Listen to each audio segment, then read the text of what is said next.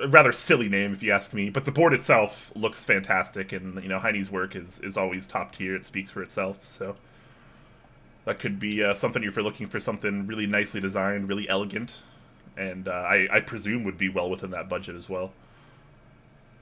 Yeah, I would have thought so. Yeah, we'll have to wait and see. I don't think Heine's announced pricing just yet, but we'll have to wait and see. Yep. Just a couple of shout-outs as well. The Food Box, thank you very much for your 6 months of Twitch Prime subs. Thank you very much to Huey as well for giving a Tier 1 sub to 10 strong. That's now 3 gift subs on the channel. And thank you very much to Cozy Fanatuti as well for 11 months of Tier 1 subscriptions, and Nathan Alphaman for gifting 5 Tier 1 subs, which is now for a total of 16. Thank you, guys. Thank you. Thank you so much, guys. That is so kind. Wow. We're at the level 3 hype train now. It's been a while since we've hit the level 3. I'm impressed, guys. Very nice.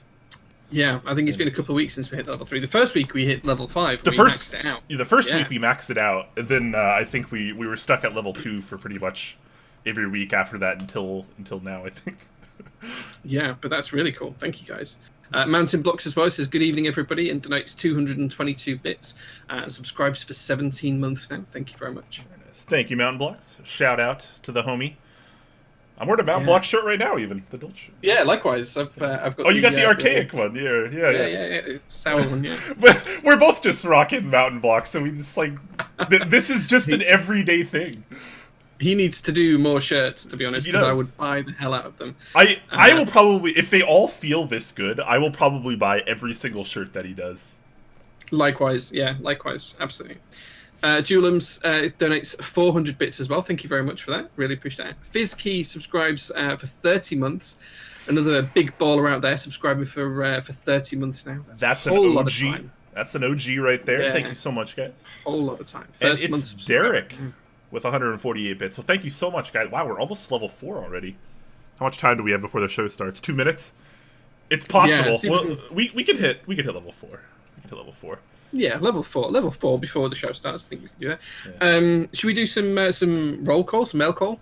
Oh crap! Yes, we do that on the pre-show now. We're doing that in the pre-show now. Yes. Yeah. Yes. Do you wanna go through what you've got, Brian? Yeah. Yes, I do actually. Wow, I don't have it all on hand because I'm a terrible keyboard presenter.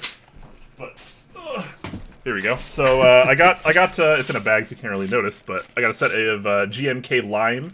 It was a brand new sealed-in box set. I paid well under group buy price for it, even, so I was pretty happy with that. Oh, wow, nice. That's really good, yeah. Yeah, so couldn't pass that one up, so picked up that. I'm one of the few people that I feel like actually appreciates GMK Lime. I feel like most people don't. I really like it. I think it's a really underrated set, but I know a lot of people not a fan for one reason or another. But speaking of keycaps, this is going to be obnoxious because it's on my Kepler. But I'm going to pick this up and show you guys. I got the Enjoy PBT double shot ABS caps in. I know we've been talking about these quite a bit lately when we talk about KBDfans. So this is Enjoy PBT, and this is their new double shot ABS set. $69. Nice. Comes in a variety of colorways over at KBDfans. That's not like an ad or anything. I literally paid for the set myself, and I put it on my Kepler a few days ago, and I've pretty much just been using it and testing it out since then. No final thoughts on it yet, but initial impressions are it's certainly not perfect, but for $69 and the compatibility that you get, it's quite good. Nice. That sounds good. Yeah, and also, while it's unfortunately not mine, I got a Bower in. So I'll be actually building this on stream tomorrow. This is for a customer, client build. So nice, very nice. I'll be able to build the Bower up. We'll take a look at that tomorrow on stream. So that's going to be a lot of fun. Make sure you come join in for that one. And that's it. That's what I got in this last week. Excellent, cool. I got a few things in this week. First of all, I got a new box cutter because I lost my old one. So I got a new box cutter with ceramic blades, which you guys probably don't really care about, but it's really nice. I also got a cap from Salvan. So if you guys watch Salvan's Instagram, he's now started to do a rose gold anodization, and I got one of his rose gold keycaps in, which is absolutely lovely in this little 3D printed case that he does with the Salvan logo on there as well. That's so cute. I love that. Yeah, it's really nice. Well, it actually folds up. Yeah, that's a box. Is there a top? And then you've got a lid. Yeah, then a lid goes on top, just like so. It's all 3D printed as well as Casey. 3D prints them in-house himself. Really cool. Wow. That seems like really unnecessary, but also a really nice touch. Yeah, right. It's cool, isn't it? I also got some the Prototypist and Flex Lodestone PCBs in. So these are the Prototypist logo and the Flex. Oh, where is it? There is the Flex logo. The Lodestone PCBs, they came in today. So yesterday, actually. What day are we on now? It's Friday for me. Wednesday they came in. So yeah, so I've got a couple of those. And also, this is going to take me a second to unbox, but I did get something from Glove Caps. I'm going to try and show this without getting my address in, but from Glove Caps, which is an artisanal wrist rest. So this is cool as hell. He made this specifically for me. He made a batch of about 5 or 6 of them, but then he made a specific one for me directly, which was really, really kind of him. It comes wrapped in this whole bubble wrapped cardboard stuff thing, which is really cool. Logos everywhere. I don't know if you guys can see it. Glove Caps logos everywhere. I'm covered in boxes now. And then it even came wrapped in a little black and white towel. Yeah. And this thing is just absolutely lovely. Look at that. He cast these himself in his own garage. It's designed to match my J02 with the copper band in it. Oh my golly gee. Yeah, it's absolutely stunning. Perfect size for a 60%. Exactly the right size for the JO2. Can we get a little close up of that too? Just a little bit closer. Wow. Yeah, it's like it almost has like the pen rail effect. Yeah, that's incredible. Pure copper leaf. Pure copper leaf. Yeah. Yeah. So really, really excited for that. Yeah. And yeah, I can't wait to get the JO2s in now when they get manufactured, so that I can get that on with the board. So yeah, that was really cool. And then the final thing I got, which I'm not going to tease or show too much, but it is going to be for a build stream next week, and it is Nixie related, and that's all I'm going to tell you. But maybe middle of the next week, maybe Wednesday, I think I've said, there will be an additional build stream from me, which will be something Nixie related. I'll just quickly flash the box. That's the box. But there we go. Wow, so mysterious. I love it. Yeah. So mysterious. All right, so that's our mail call there. Shout out to Blue Note for the Twitch Prime subscription and to Young Geo for the Twitch Prime subscription. He says, Jay's hair perfect as always, and Brian, he's just perfect. Wow, you're way too... you guys are way too wholesome, man. I love you guys. This is just too good. And we also hit the level 4 hype train, too. Very nice. Oh, nice. Nice. Yeah, almost at level 5. Wow. Yeah, what a good day. What a good day. And now we shall officially start the show after shouting out Long Schlong Boy for the 100 bits. Thank you, sir. Legend. Thank you very much, man. What a legend. Absolutely. All right, I'm going to roll the intro, and we're going to talk about some keyboards.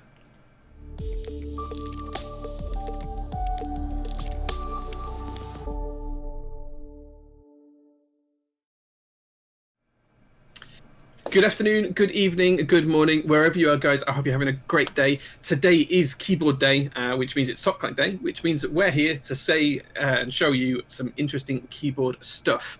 I hope you're having a great and wonderful week wherever you are, and I hope that quarantine and all of these kind of lockdowns are not impacting you too much. Enjoying the working from home if you can, supporting the community where you can, and staying safe most importantly. Today we're going to talk about all of the new keyboard news that we can find after scouring the websites all day long, and I think Brian even roped in our mods to help out with it this week as well, which was kind of interesting. I tried to, but it didn't really work. Right. Okay. Fair enough. And yeah, how are you doing, Brian? Are you enjoying being at home? Is that working for you? Or? Yeah. I mean, like a lot of people in this community, I am somewhat introverted, I guess. I'm really not, but I do like being at home. I like spending time at my desk, whether I'm working or playing video games or working on keyboard stuff or whatever. Like it's my sanctuary, it's my comfort zone, and like I haven't really changed the way I live my life aside from my work shut down. Obviously, some of you might know that, some of you might not. But my work has temporarily closed down, so I am currently unemployed, which can lead to some complications. But that's the story for another time. We're going to talk about that, another time. I don't want anyone to pity me or feel bad for me or whatever, because my situation is nowhere near as bad as a lot of others. So I'm not gonna pretend like it is. But yeah, obviously the coronavirus a big topic right now, and it can and is and will continue to affect our community in potentially large ways. But that's actually a topic we are going to talk about at another time, and that's going to be on Saturday. So we're going to be doing a special stream this Saturday at 2 p.m. Pacific time. And it's going to be kind of a meeting of the minds, if you will. Jay and I are going to be hosting this discussion stream, I guess you could call it. We're going to bring on a couple other content creators, a couple designers, a couple vendors, perhaps some other special guests and appearances. And we are going to talk all about the current state, rather, of our community and what we can expect moving forward, as well as some other nifty topics as well. I'm going to put together a little doc for that. But if you like that sort of thing, you should definitely make sure you tune in Saturday, 2 p.m. Pacific time. It's going to be a really, really good show. I expect it to be probably at least a couple hours. There's going to be a lot of great discussion from a lot of prominent members in the community. Going to be a lot of opinions, a lot of hot takes, and hopefully we can kind of see what the future holds for us in this community with the current state of affairs. So that's going to be really exciting. I hope everyone can tune in for that. And yeah, it's going to be good stuff. We need a good name for that stream, actually. I know. I've been calling it Meeting of the Minds, but it's like, that's so cheesy. Yeah, I don't like that. But there's really, I don't know. Maybe someone in chat will come up with a great name. That's always leave it in chat. Chat knows. Go on, chat. Give us some good names. Chat knows all. Coffee and keyboards. COVID and keyboards. Oh no, that's terrible. We're not. It really is terrible. Kirona. That's terrible. Oh, no, that's terrible. That's even worse. That's terrible in a good way, though. I like that. But I'm not going to run the risk of joking about COVID, because obviously it is a very serious issue, and Twitch, I think, has already banned several streamers for joking about COVID, and I don't want to be one of them. So we're not gonna joke about it. We're not gonna take it lightly, but we are gonna have some serious discussion with it on Saturday. So make sure you tune in for that. It's gonna be a really good time. But yeah, keep suggesting names though. I stare at chat most of the stream, whether I admit it or not. So if you guys have names, just put it in the chat, and I'll just I'll steal it. And I'll credit you. It's no big deal. If it's Derek's suggestion was the other way around, I think it'd be a bit better. But Clack Talk sounds quite good, or Clack Chat or something like that. We could do. Yeah, maybe. Brian's I don't know. Convinced. I'm not convinced. I kind of want to call it like a summit, perhaps, as well, because I really like that name. It's very official, but no, it's not really that either. But whatever. We need to get on with this show. We need to stop talking about what's happening on Saturday and start talking about what's happening over the last week in keyboards, Jay. Right. Okay. Well, where are we starting then? What's the first topic up this week, Brian? All right. The first topic. Let me swap over real quick here. There we go. So the first topic this week is a board that I don't think has a finalized name yet. They are spitballing JER GO or JER GO. I'm not entirely sure which one I like better personally, but of course this is an interest check for the new project from Skywoo. So he is a fan. This is kind of a roughly translated article, but I think it has been redone and it's a little bit better now. But this is from Skywoo, who is a fan and good friend of JER, the people that do JER. So he's kind of moving on to do a project that is in the same vein, but not necessarily affiliated with them directly, is what it seems like. But regardless, couple things on this project. It is going to be an aluminum or polycarbonate case. It's going to have a mirror polished steel weight. There's going to be a few colors available, all of which are kind of interesting, actually. So there's going to be 2 E-white variants. E-white and E-milk white. So I'm assuming the milk might be a little creamier than the E-white, which might be a little bit brighter. There's going to be a black. I'm not sure if that's E-black or if that's anodized, but there's going to be an E-gray and an E-wine, which is going to be a red electrophoresis coating, and that could be pretty cool. And that's just the start. There could be more colors as well. This is just an IC. But they are looking as well at potential Bluetooth options, which is pretty interesting. It's going to be launching in April with no unit cap, and as you can tell, it's pretty much JER's iteration of an Alice alternative, I guess, is what I've been liking to call them. An ergonomic 60% layout. We need a better name for this. I can't keep calling it Alice alternative, but ergonomic layout doesn't really get the point across per se as what it is exactly. So I would argue it's possibly not even really ergonomic anyway, because that ergonomic means it should be adjustable to the user. So, yeah, I get your point, but I think Alice inspired is probably the best we can do right now. Either way, it is interesting to see a new take on this kind of design. I think this is the first time we've seen someone take the Alice layout. We can call it the Alice layout because it is the Alice layout. We're taking the Alice layout and putting a different kind of shell around it. Now, I don't know about you, Brian, but this board reminds me of kind of like a few different other boards all rolled into one. The kind of the top is kind of really square and blocky, which I kind of like. I know we talked before, and I wasn't too huge of a fan of boards like the Osa and the Alice and everything else, where they had the curve at the front edge. So this kind of squares that up, makes it flatter, makes it easy to put a wrist rest with it if you wanted to do so. Whilst keeping that same layout on the board itself. But that base, it really reminds me of the 7V. I don't know if you get those vibes as well. Yeah, I completely agree. I definitely get those vibes. But I think it's probably different enough on this particular board to not really call it any kind of like copying, obviously. But maybe that's just my opinion. This board does have a lot of inspirations. It's a pretty good thread, actually. It's a good read if anyone wants to go through. He does talk a little bit about the history of things like the EM7 and of course the inspiration for this board. And if we're being honest, the Alice might have popularized it, but the EM7 obviously did come first, and it was a very, very similar layout to this. So obviously, the EM7 doesn't get enough credit, but that was a little bit more original of the concept. And then the Alice just kind of popularized it because, everyone kind of just went crazy with TGR. Yeah. Regardless, a couple other things on this is actually going to be something that happened with a previous run from JER, the JER Mini.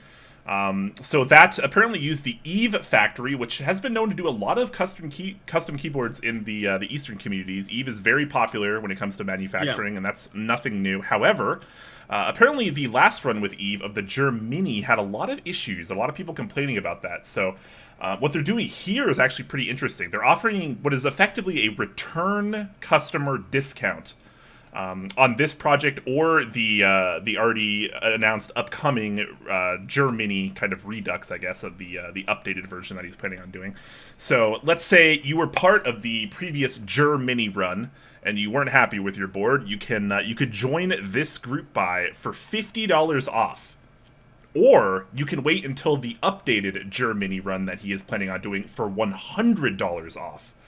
So you can get some pretty interesting and epic discounts on either this board or the next JER Mini if you were affected from that previous JER Mini buy.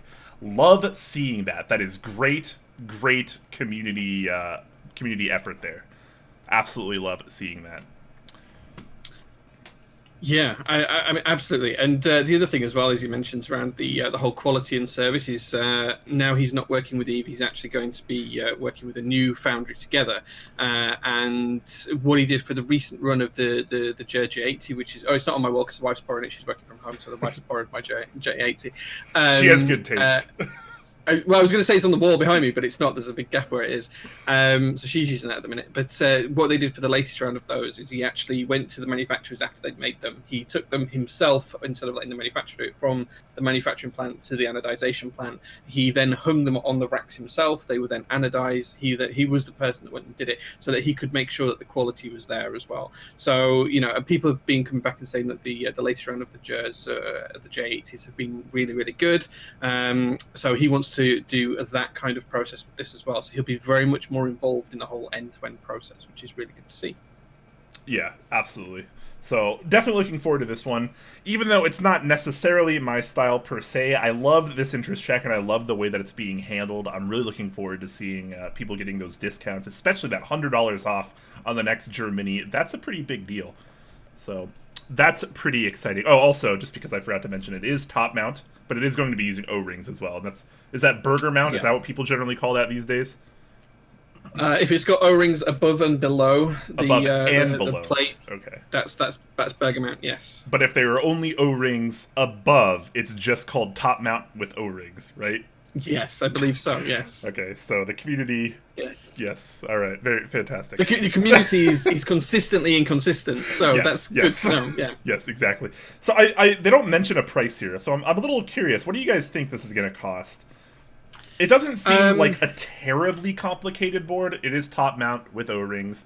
That's not terribly expensive compared to some other mounting solutions that we've seen in the past. We see that bottom weight there, but other than that, there's not a terribly high amount of intrinsic design in the rest of this case. So I wonder if this is actually going to be a pretty competitive price, or if this is going to be something $400 or $500.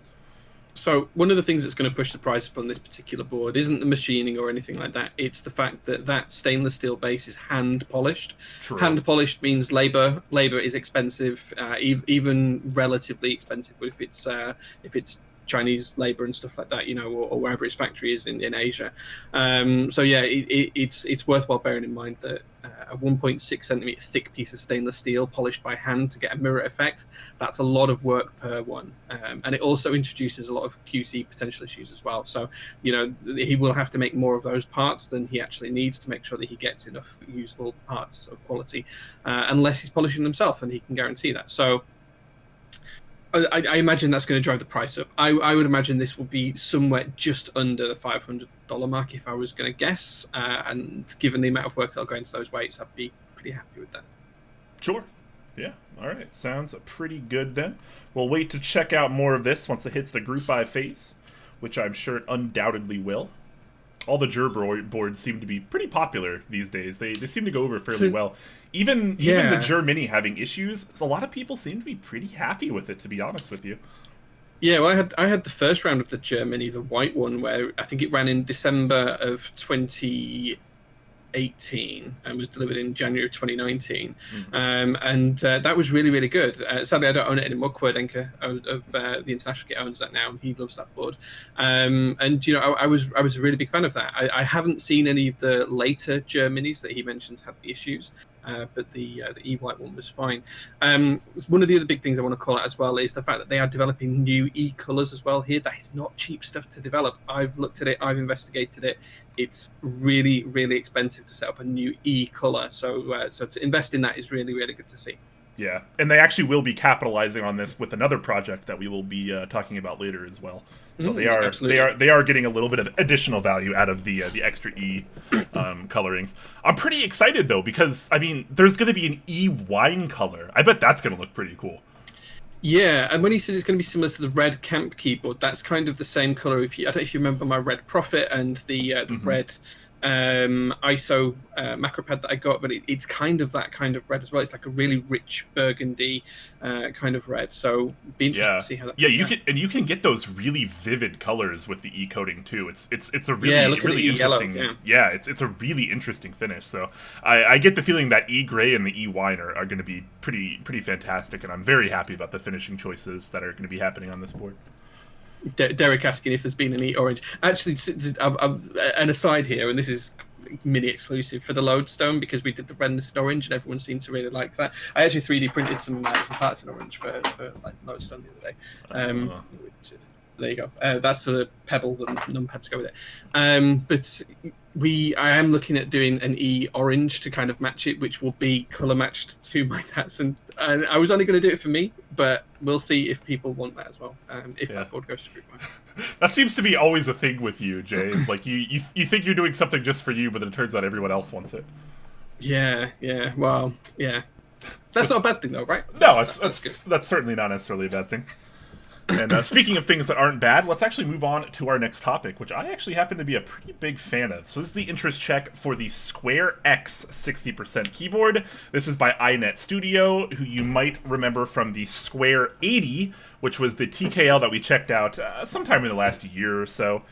They had run that. It had a little bit of success and some issues as well, but they're looking for a nice 60% follow up here. They've learned some valuable lessons, and they are moving on to this format, and I am so excited for it because I really enjoyed the way the Square 80 looked, and to have that carry over here to a form factor that I'm a bigger fan of is just a fantastic thing. So really looking forward to this one. In terms of some specs, you're going to be able to get it in aluminum or polycarbonate. There's going to be a 7-degree angle. You're going to have your choice of tops between Win-keyless, HHKB, or standard 60, so no surprise there. PCB is going to be at USB-C, QMK per key RGB, and have underglow. So very feature-rich PCB there. Colors offered, you're going to have black, blue, red, dark green, or E-white. The plate itself can also come in E-yellow, so they seem to be a pretty big fan of this particular aesthetic, to only allow E-yellow for a plate option and not actually the case option. Interesting note there. The plate's going to be 1.5 millimeters, which is the standard MX plate thickness.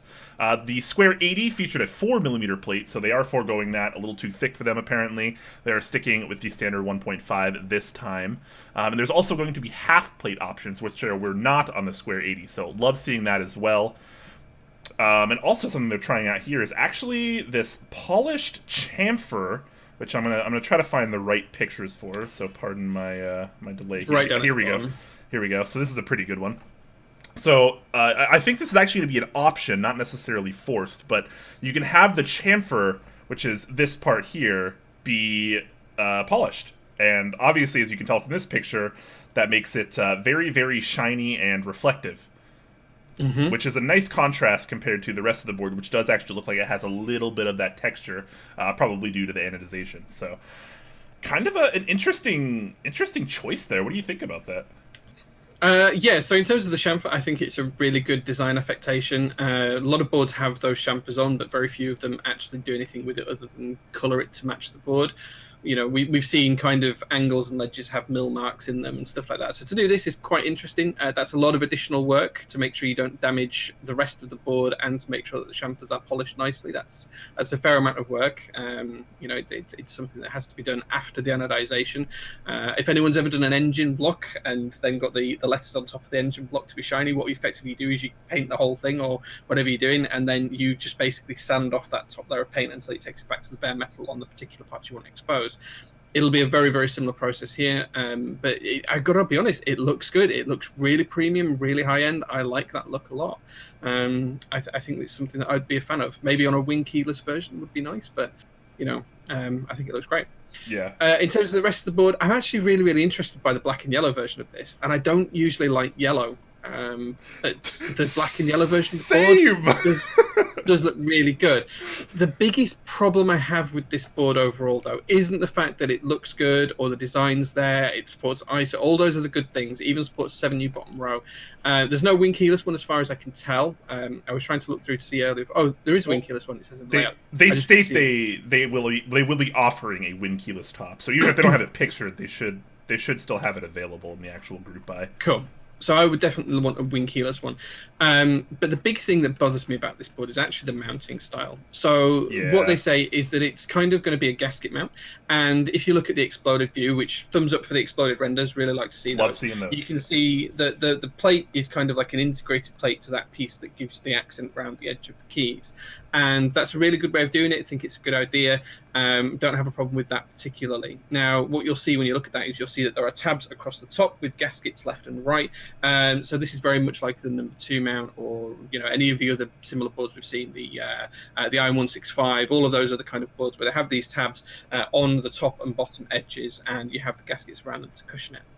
Now, the big downside for this one is not the fact that it's got the gasket mounts in there, but they're actually kind of going to take that away to some extent, because they've got these little tabs on the side that you can see, and those are going to be proud of the case, so you'll be able to see those as a design affectation on the side of the case. So I can see why they're there, but those are actually going to be then supporting that plate itself, and because it's got the vertical edges all around it, it's going to be quite rigid on that. So it's going to be supported on the sides of the board, but then the gasket mount's going to be rendered pretty much redundant, because you're not going to be able to have any flexibility in that to feel the gasket mount underneath it. Now, it may impact sound, which there is absolutely valid reasons to put gaskets in boards just for sound profile. I do it on the J series. The gaskets aren't there particularly to make it sound to make it feel any different. The idea there is to generate a different sound profile.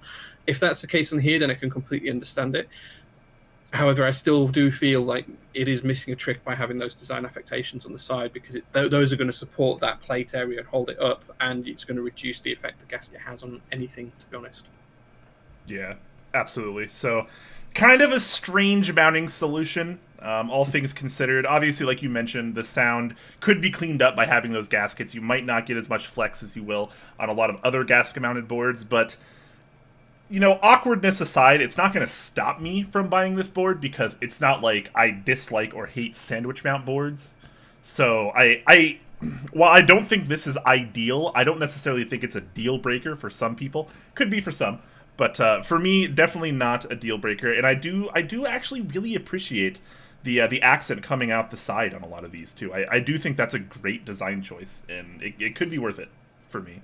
Yeah, we'll see. I think it looks visually nice. I don't disagree. I think the other thing to this plate as well is if you want any flexibility in feel, which I know some people do, you're going to have to pick the half plate. The fact that they've got the 1.5mm plate on the horizontal, but then it's got the kind of border, going to call it the wall, all the way around, which is vertical. That's going to add a ton of rigidity to it. I don't know if you guys have ever built flat pack furniture, but if you build like kind of like the shape of the furniture sometimes, and then all you do is you put that, if you build any IKEA furniture, you put that thin piece of cardboard on the back, say wardrobe, and then all of a sudden it makes it really rigid. That's the same effect you're going to get with this here, the way the plates combined within that kind of vertical ring that then encapsulates the keycaps. So just bear that in mind, guys, if you are thinking of picking one of these up. I'm probably going to pick one up purely because I love the way it looks, and like you, Brian, I don't mind a sandwich mount board. Sound is I tend to prefer a firmer feel, and sound is very much more important to me than feel sometimes. So yeah, really interested to see how it goes. So I'm probably going to pick one of these up. Yeah, and if you were out there someone that likes firmer typing experiences, this could actually work out more beneficial to you. I was actually having this conversation with someone the other day about plates in general, and they were talking about like how flexible of a typing experience can you get, like depending on plate material and stuff. And you know what it kind of dawned on me that's like really obvious is that it doesn't matter what plate material you use. Every single plate material is going to add rigidity. It doesn't matter if it's POM or polycarbonate or acrylic. It's all going to add more rigidity than if you were to just not use the plate at all. So plates inherently add rigidity to the overall typing experience, which is another reason why boards like the J80 and the IDB60 can offer such insane flex because there's just no plate. So you just all the flex is in the PCB, so you have nothing to stop that. So and what we haven't yet seen. So what some designers do in terms of those plate mounted builds that you mentioned is they'll put flexibility cuts or relief cuts or whatever you want to call them. People call them different things into both the plate and the PCB. So when you guys saw me build the Profit, for example, that has cuts into the PCB and into the plate to try and help it. So does the WT60D from Wilbur and Leandrin, that has those same relief cuts in there. Now, what we haven't seen yet, which could be really interesting for those that like super flexible builds, is a relief cut PCB that's a PCB mount only board. So, for example, the IDB with those relief cuts in could be incredibly flexible. We haven't seen that yet, but maybe we will. Maybe someone will be brave enough to try and do that. It'd be certainly interesting because obviously the IDB60 doesn't have those, but even with like the production 1.6mm PCB, it is still very flexible. So yeah, it's incredible what you can accomplish just by using a PCB mount, even without using those extra flexi relief cuts. I would even argue that those relief cuts might be too extreme on a PCB mount only board. It might be too much flex. You might hit the bottom and short circuit your PCB. You're going to need some kind of material between the PCB and the case, so you don't actually like hit the metal or something. Yeah. There's Abek's in chat as well. He mentions the Equinox too. So yeah, he's absolutely right. The Equinox between Abek and Mapona. Mine's up on the shelf somewhere up there. I'm not traveling with work now, so it's been relegated back to the shelf from my bag as my daily travel board. Abek. I absolutely love my little Equinox. I've got a red one, and I think it's great. It's a pretty board. It's a very pretty board. Oh, AI3 in Mapona. I thought it was Abek for a second, but yes, you're right. You passed. Yes. It's me getting confused. it's 2:00 in the morning. Yeah, it happens. It happens. But yeah, I mean, possible imperfections aside, I really do love the way this board looks and the feature set that it offers and the options that it comes with. And I am really excited to try to get one of these. I already filled out the IC form. I don't think we talked about price, but he's looking at $350 for a base kit, which is pretty good. That's pretty good. That's well within the range of comfortability on a custom 60% board. A lot of them are more than that, so I love seeing that. All right. But we've talked about this for enough time. Let's move on to our next topic. Speaking of ABEK, this is actually from him. This is the interest check for the Adélie? Adélie? I don't know how to actually enunciate this. I was calling it the Adélie, but I think that might be wrong as well. Yeah, he does give a phonetic pronunciation here, Adélie. I'm not sure exactly what emphasis you're supposed to put where, but I've just been calling it the Adélie. And hopefully that's not too insulting to ABEK, and if it is, I'm very, very sorry. But this is what he's calling a... He does say, to be fair, he does say the pronunciation will vary depending on your region, so he understands that people aren't all going to pronounce this identically. What's proper for my region, though, Jay? Come on, you got to tell me. You're Americans, it's Adélie, right? Adélie, there we go. I don't know why we talk like that, but apparently we do. I have no idea, yeah. I can't do an American accent. Constantine says, your way of pronouncing it sounds best to me, Brian. Okay, I'm going to stick with Adélie then, because Adélie sounds good. It rolls off the tongue. It's natural. It's comfortable. Hopefully that's proper. How Brian pronounces it is American. All right. Well, okay. I'm American, so I guess that's what I'm going to stick with. Anyways, back to the board at hand. This is what ABEK is calling a premium 50% plus keyboard. So very nice there. Let me try to find a nice picture for this while we talk about some specs. So we're looking at a 6-degree angle. There's going to be an internal brass weight as well as these kind of side accents / weights. Kind of similar to the same style as maybe, what was it, the bumper that had those? Yeah, right. Those kind of like side accents. So this is kind of similar in the same vein. They're going to be using a daughter board with centered USB-C, presumably QMK support as well. Colors looking like black, dark navy, rose red, and E-white. And looking at a weight of approximately 1.94 kilograms, which is just shy of 4.3 pounds, which is quite a bit for a keyboard of this particular size. But this is a pretty chonky boy, considering the layout itself. And it's going to be a variation of a gasket mount. And the price we're looking at here is estimated to be in the low $400 range. So certainly not a cheap keyboard, but it is, like the post suggests, a very premium offering for this particular layout. Yeah, absolutely. And in terms of the layouts, I think just to shout out, there's multiple bottom rows for this as well. So in the renders, I know there's a couple of split spacebar options and the 6.25 U spacebar and all those other kind of things. For me, the winner here on those bottom row options is the 6U off-center spacebar with the 1.5 U mods. I think that looks absolutely stunning. And honestly, I think this might be my... sub 60% favorite board of the year so far. I just think this thing looks absolutely amazing. It does look profile, very nice. The front, the curve on the front is absolutely stunning. The curve on the rear is stunning. It kind of reminds me of those Art Deco, furniture pieces of the 1930s and 40s and earlier and stuff like that. I as soon as I saw the picture of this, I kind of fell in love with it. I think this is absolutely stunning. It's one of the nicest, I don't want to give this a percentage because I feel like it doesn't really suit a percentage. I guess it'd be a 50% or something like that, but sub 60% board. We don't need to talk about percentages. Let's just leave percentages out of it. It's a compact keyboard. Yeah, so for sub 60, this might be my favorite one that we've seen this year so far. I think the design language on this is really something else. I gotta be honest, the layout looks very friendly and approachable for someone that isn't used to using sub 60% boards like me. This would be something I could just get a hold of and use, and it wouldn't be that big of a problem, just like the TMO50 round one. I love seeing that. Also, one of my favorite parts entirely in this entire thread is the 3 artisan cluster. I knew you were going to mention this because I was going to mention it. With the price, with the artisan pricing on it, that is a fantastic touch for an interest check. I really got to shout out on that one. I don't think I have a $1,213 artisan to put on the board though. I think most people probably don't, but I like the idea of just accepting that this is an artisan cluster. Like, that's just what it is. Kind of like on the TMO50, that 4-key left side column was just an artisan column. Let's be real here. Sure. So. Yeah. Yeah, one of my other favorite things about this as well is that it does keep that standard stagger as well.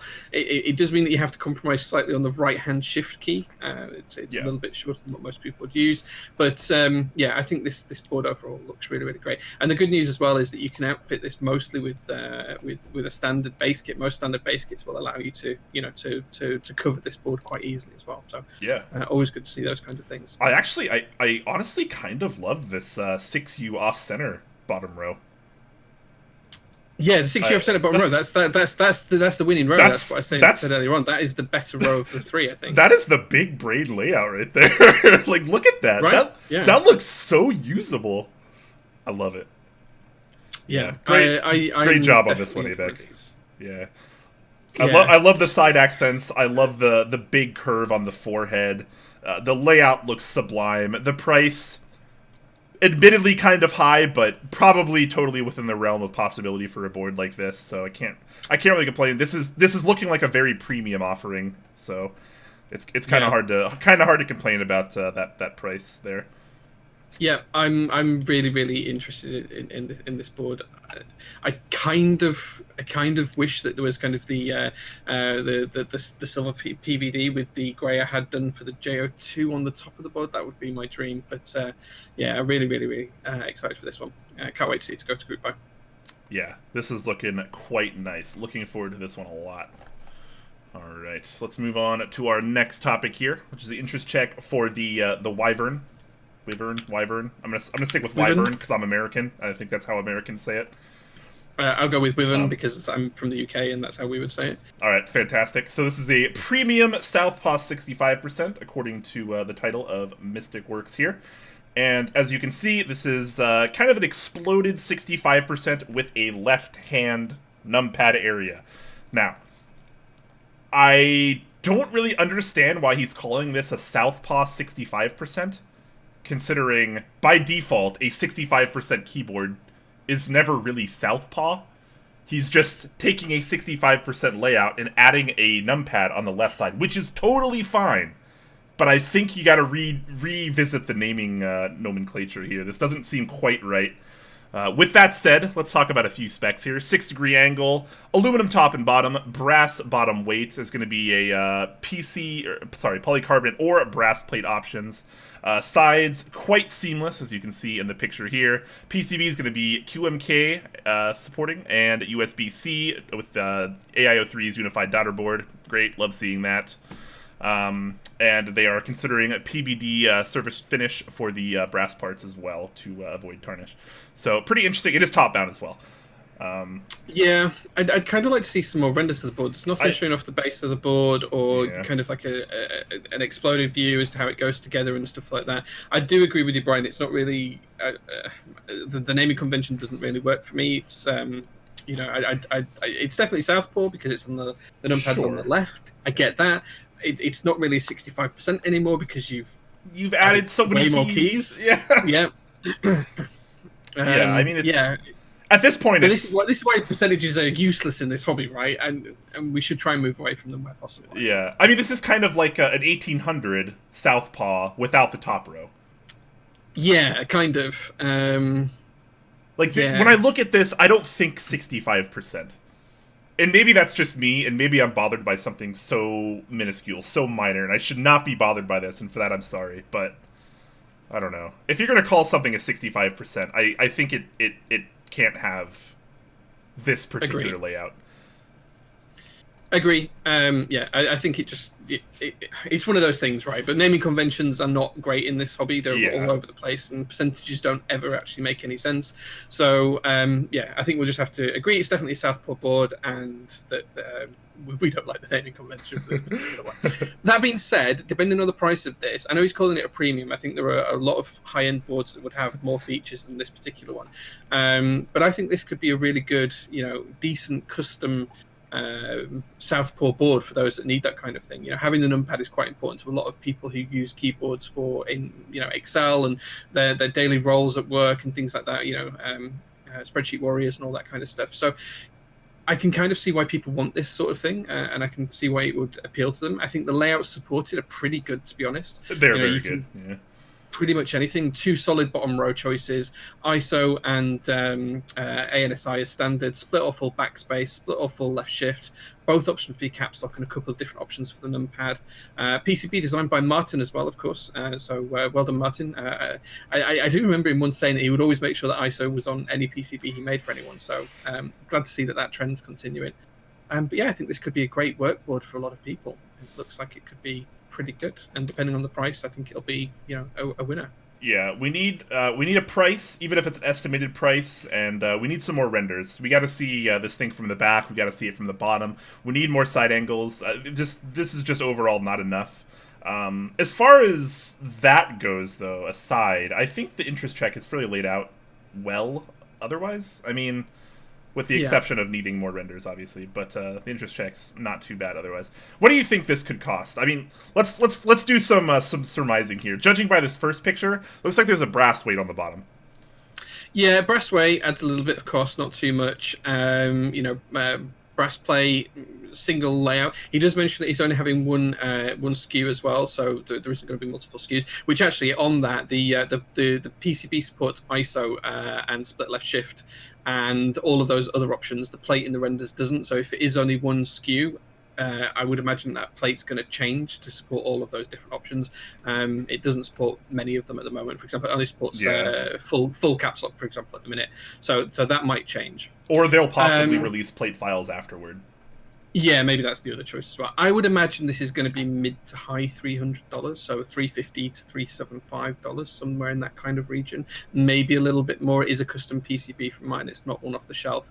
But I would very much like to see under the $400 mark, I think. Yeah, I think that's pretty reasonable, and it seems pretty achievable here as well. I mean, there is, you know, you have that nice custom PCB in there from Martin, like you were saying. But, you know, aside from that, it's nothing too new, nothing too inventive.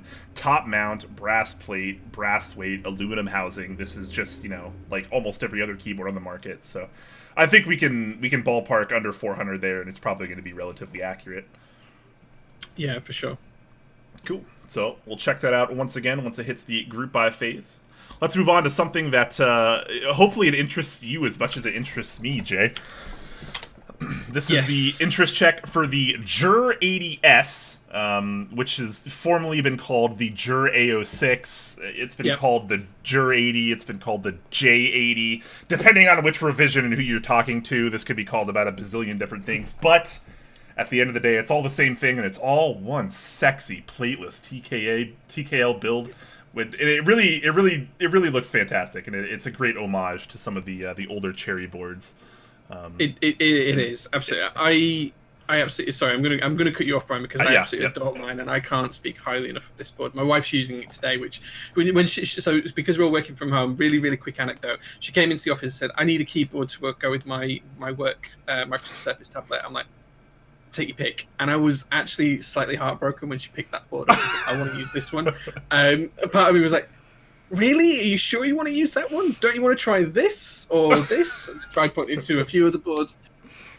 No, she was set that was the board she was picking. So she has good taste, but yeah, I do worry about that board being in her makeshift office at the minute. So yeah, that's awesome. So a little bit about the board itself. So this is very similar to the previous iterations of the JER, but there are going to be some updates here. So let me just go over a couple of those real quick. There's going to be a new E-gray color. So we talked about the JER Ergo or JER GO or whatever they're calling it earlier. That was the first topic we talked about today. They're going to be implementing that there and here. So this is by the same guy, Skywoo. So he's going to be really trying to put that color to work, which makes sense if you're paying thousands and thousands of dollars for it.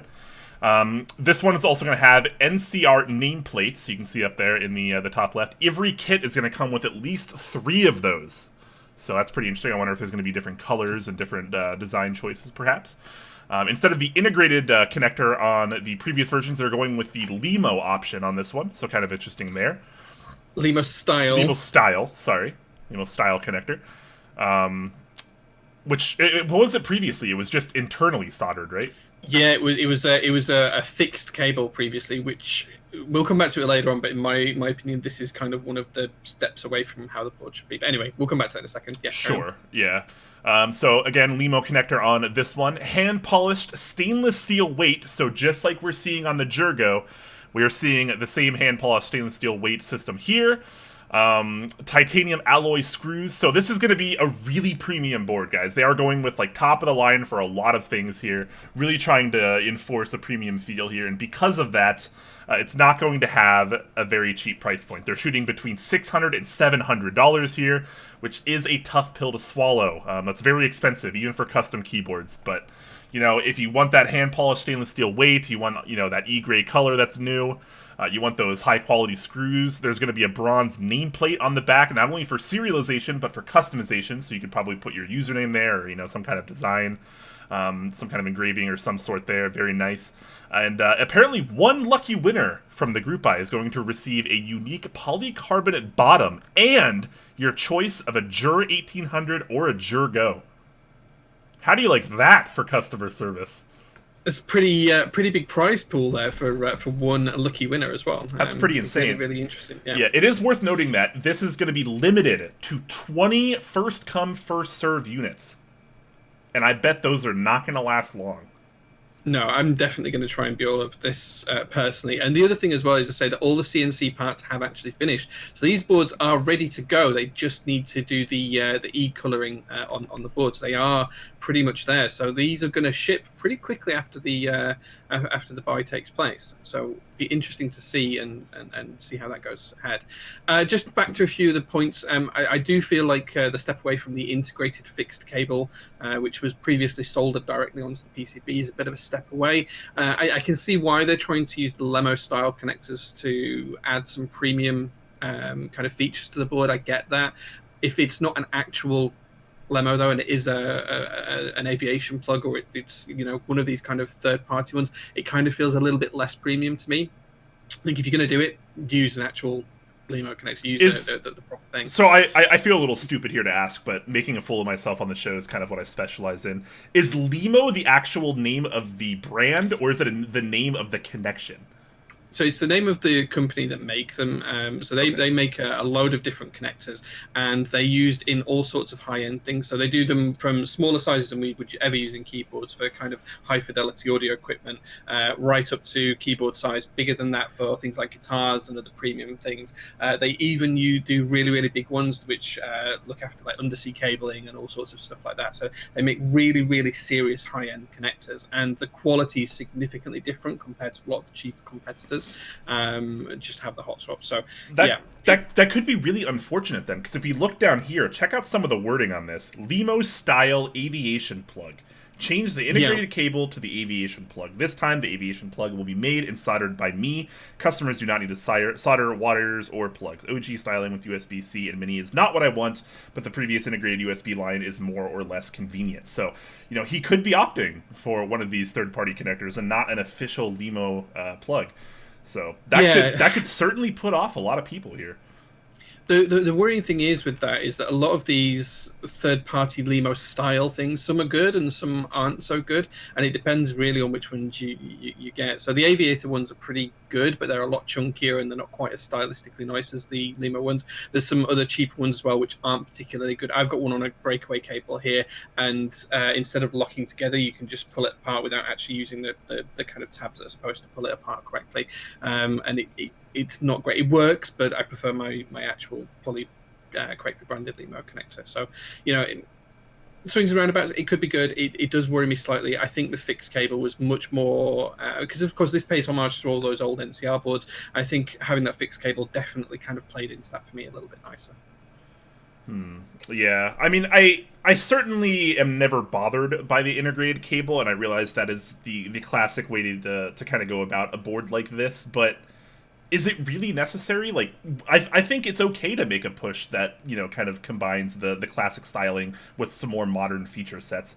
With that said, like Jay mentioned, I think it might be a failure to go with maybe a third party or kind of a cheaper off-brand of a Lemo connector. I mean, he says throughout this thread multiple times actually that he's really going for every detail to be premium. Look, even here under number 4, the titanium screws, he says it's an S version, so every detail has to be designed to perfection. So interestingly, like, if that's where he chooses to compromise, it'll be very strange to see, because I feel like that's not a place where you want to compromise here. Yeah, and it might be that he's using, another brand that is really good and gives Limo a run for the money. There is good alternatives out there, so it may well be. I think actually, Ten Strong and High Minded have posted a picture of the actual connector in chat. I can't see enough detail it's not one I recognize. It definitely doesn't look like it's Limo branded from looking at it here. So it looks like third party, but I have no idea whether it's a good one or not. That being said, the cables that came with all of the JER boards, these kind of retro cables themselves, are really, really good quality. I would love to know where he gets those from, because I think they're great, and I'd like to make some of my own cables from them as well. Yeah, they are really, really good cables. So, it's a small thing. It could be really good. I do think the main draw for me is the fact that it's got those interchangeable NCR badges on top. It's also got the stainless steel polished weight on the base. I think those are both really, really nice details. Titanium screws and stuff like that, yeah, it's nice to have, but once the board's screwed together, that doesn't really make much difference. It's just nice to have. But overall, board just looks great, and I'd like to have another one of these in my collection. Yeah, I really wish I could afford one of these right now, but sadly, the state of affairs says nay, which is unfortunate because the group price? Yes, $600 to $700, and it's supposed to launch this month. There's only like 11 days left in this month. Yeah. So this is apparently coming up soon in 20 units, first come, first serve. I don't think these are going to last that long, so I feel like if anyone's going to be trying to get one of these, you got to be really on the ball on this one. Yeah, I'm going to definitely try and get one of these. I think it looks great. Yeah. So I'm definitely going to be in for it, but we'll see if I'm lucky or not. Yeah. We'll wait and see. What about you guys in chat? Anybody else going to be trying for this $600-700 board? Can people afford this board right now? I mean, I guess a lot of people in our community are still working from home. But yeah, I wonder if now's the time to be launching this expensive of a keyboard. It'll be interesting to find out. Yeah, I mean, the best thing about this is the fact that it's actually already made. All of these boards are already made. True, so yeah. Rather than it being a group buy, it's more of a pre-order is my kind of feel. Yeah, it's an interesting point, and it's one that we should probably pick up on our Saturday stream around whether people should be putting high-end group buys. Yep, that is something that we will definitely be talking about on Saturday.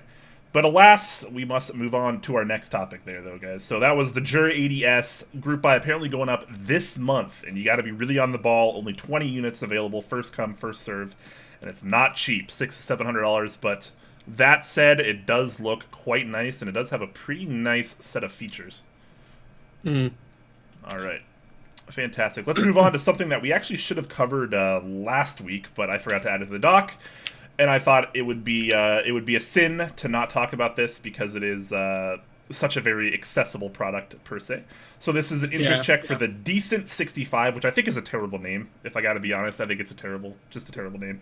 But this is by Sauron and Stormlex, and I think the board itself is actually not terrible at all. So the idea here, if you can tell from the naming convention and the inspiration, is to make a very simple top-mounted 65% keyboard that doesn't cost a fortune, and it looks like they're succeeding in that.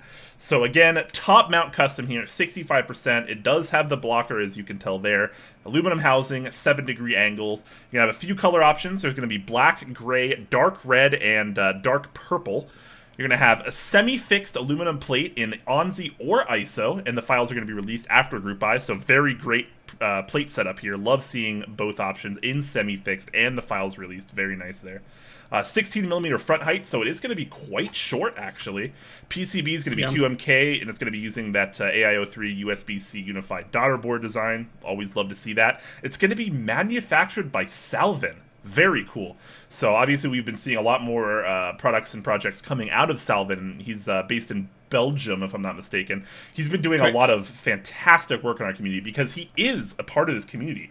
And, you know, a lot of people are choosing to go with Salvin lately because of that reason. When you have someone that's actually connected in the community, somebody that gives a damn about keyboards and the community itself, you're going to see a lot better quality and a lot better customer service and a lot better QA and QC for all of this stuff versus going with a random, insert Chinese manufacturer here that just does it as a business, they don't actually care about keyboards. So I love seeing a lot of people making the swap over to Salvin. Our community supports Salvin. Salvin supports our community. It's mutually beneficial. Love seeing that.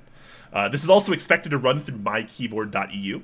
So pretty interesting stuff there. The starting price is going to be around $255 USD or €275 with VAT included. So pretty reasonable price, regardless of where you're going to be. So how do you feel about this one? Looking pretty interesting. It looks pretty decent. You know, what more can you say? It looks great. It offers a load of compatibility, fixed plates for ANSI and ISO. You know, that bottom ledge being 16mm is pretty good. You know, the USB-C daughter board. What's not to like in this? Yeah. This is a really good budget option. And they have a prototype already. Yes, they do. What more could you want out of an interest check? Yeah, I mean, I know that Stormlex has been talking about this board for a little while. I think I remember seeing him talking about it late last year. So I know it's been in, you know, at least in design for a long time, a good few months. So yeah, it's great to see that they've got a prototype. I think it's been on Salvin's Instagram a little bit as well, but nothing wrong with that. So yeah, I think this looks great. It's really good to see a whole homegrown EU product as well. So something that's designed and prototyped and then actually manufactured in the EU. I think that's really, really good to see. Yeah, I just don't see why, you know, this couldn't be a great board. I see that if this is an open unit group buy, I think this will sell a lot of units. I think this is going to do really, really well, especially at that €275 price, including VAT for the EU. That's a really good price. Yeah. The feature set is basic, but the design is there. It's decent. It's a form factor that a lot of people love, 65% with the blocker. And the price, very, very reasonable. Can't really hate on this, honestly. Can't really hate on it. And man, they already have the proto. They have so many pictures of the proto too, with different layouts, different key sets. I love seeing this. This is a great interest check. Yeah, it's really good. Yeah, some good key sets in there as well. I picked to show it off. Yeah, some really good key sets in there. Yeah, really looking forward to this one. I'm highly considering getting one. I love value, you guys know that, and this board just seems to exude value, and that's something I love seeing. It's not the $700 keyboards that excite me. It's shit like this. The bang for buck, right? Yeah, the experience per dollar. I need to get a shirt made. Mountain Blocks, are you still here? Experience per dollar, yeah. Experience per dollar is the only metric I cared about in this community. Anyways, a shout out to a couple subs that I actually completely missed, and I'm probably still missing them. But Talisman Solutions resub tier 1 for 18 months. Thank you so much, man. Mr. Petrov subbing at tier 2 for 17 months. Appreciate that, sir. And Super User 4 subscribing with Twitch Prime for 14 months on that as well. So thank you very much, guys. Very much appreciative of all that support you guys have been throwing out today. And yeah, looking forward to this keyboard. What do you guys think about this in chat? Is this too boring of a keyboard, or is this just like super value? What do you guys think about this? Do you guys want to see more projects and products like this, or is it all about the high end for everyone nowadays? Because I'm stoked for this. I really am. What mount is this again? This is top mount. Just top mount, yeah, standard top mount. You know, nothing wrong with a bit of top mount. That's right, tried and true. It's the community favorite. Boring, but I like boring. With everything out there, it's a bit ho-hum. If only it had a weight. I like seeing good value boards. You have the Prime Elise in the same price bracket.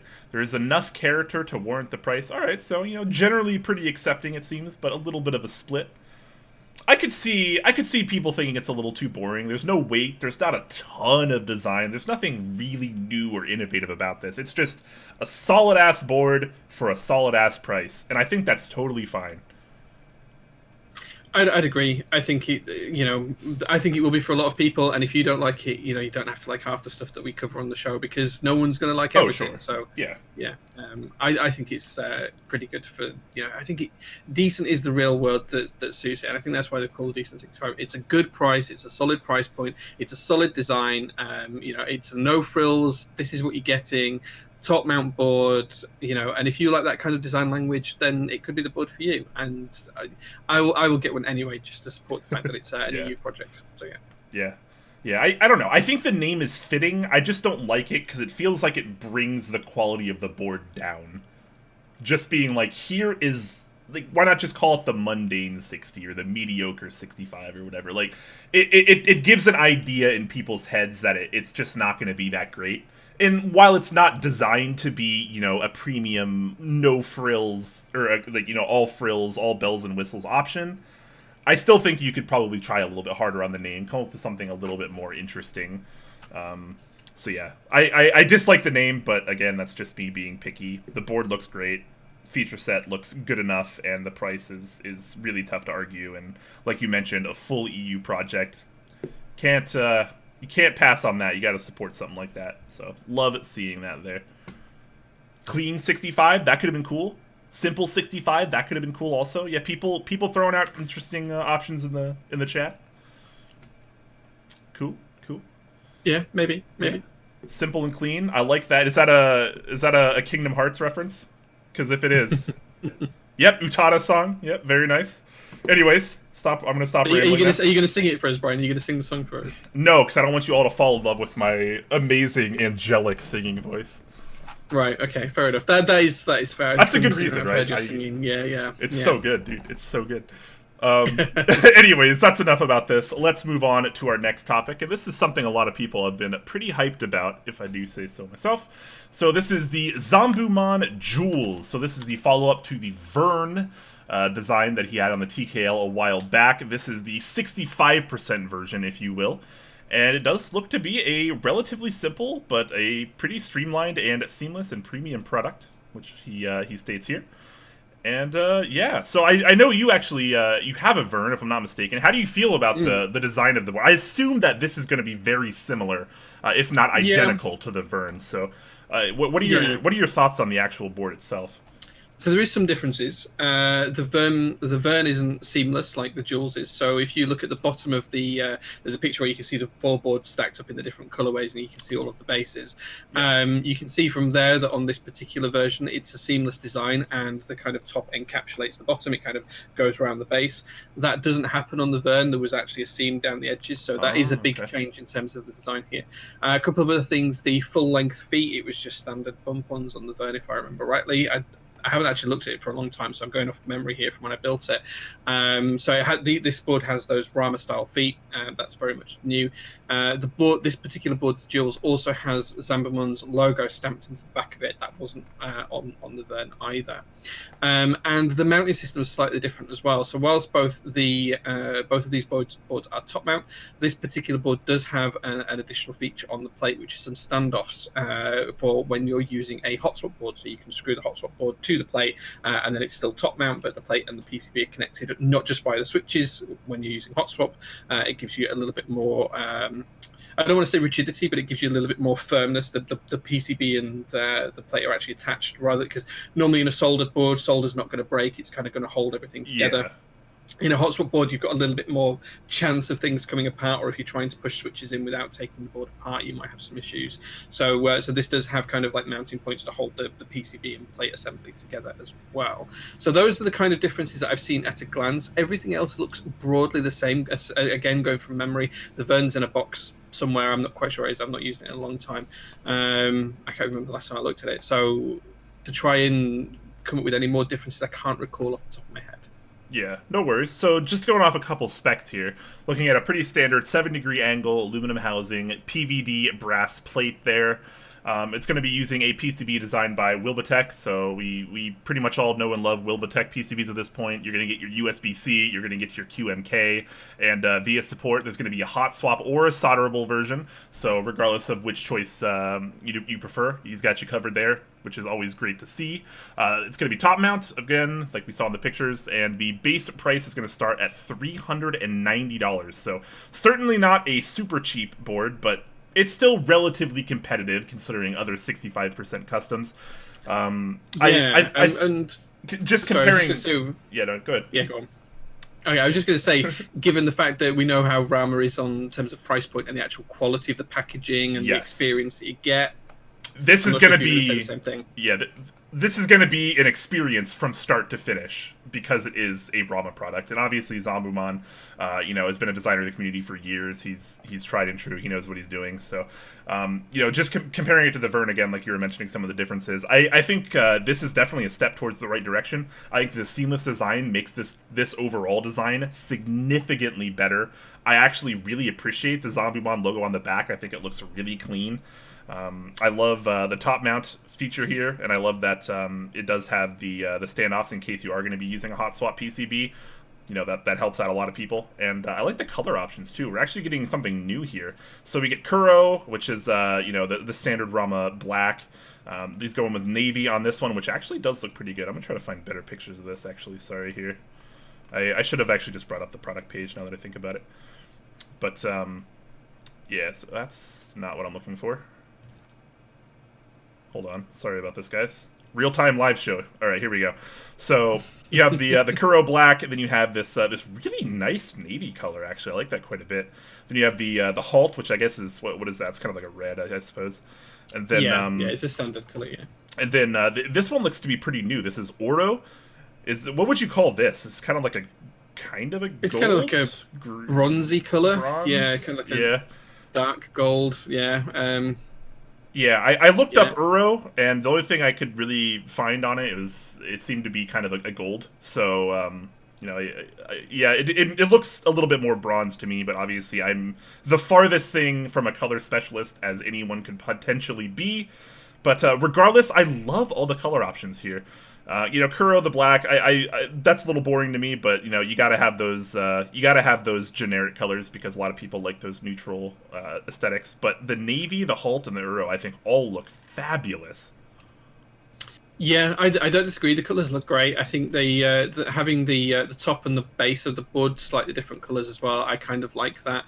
There's a couple of different reasons why you want to do it. One, it adds as an accent flavour to the board. Two, it means you don't have mismatched anno, which we've often seen as a problem in this. And three, it's just quite stylish. I'm not sure I'm a fan of those gold bases personally. I think I prefer the black bases.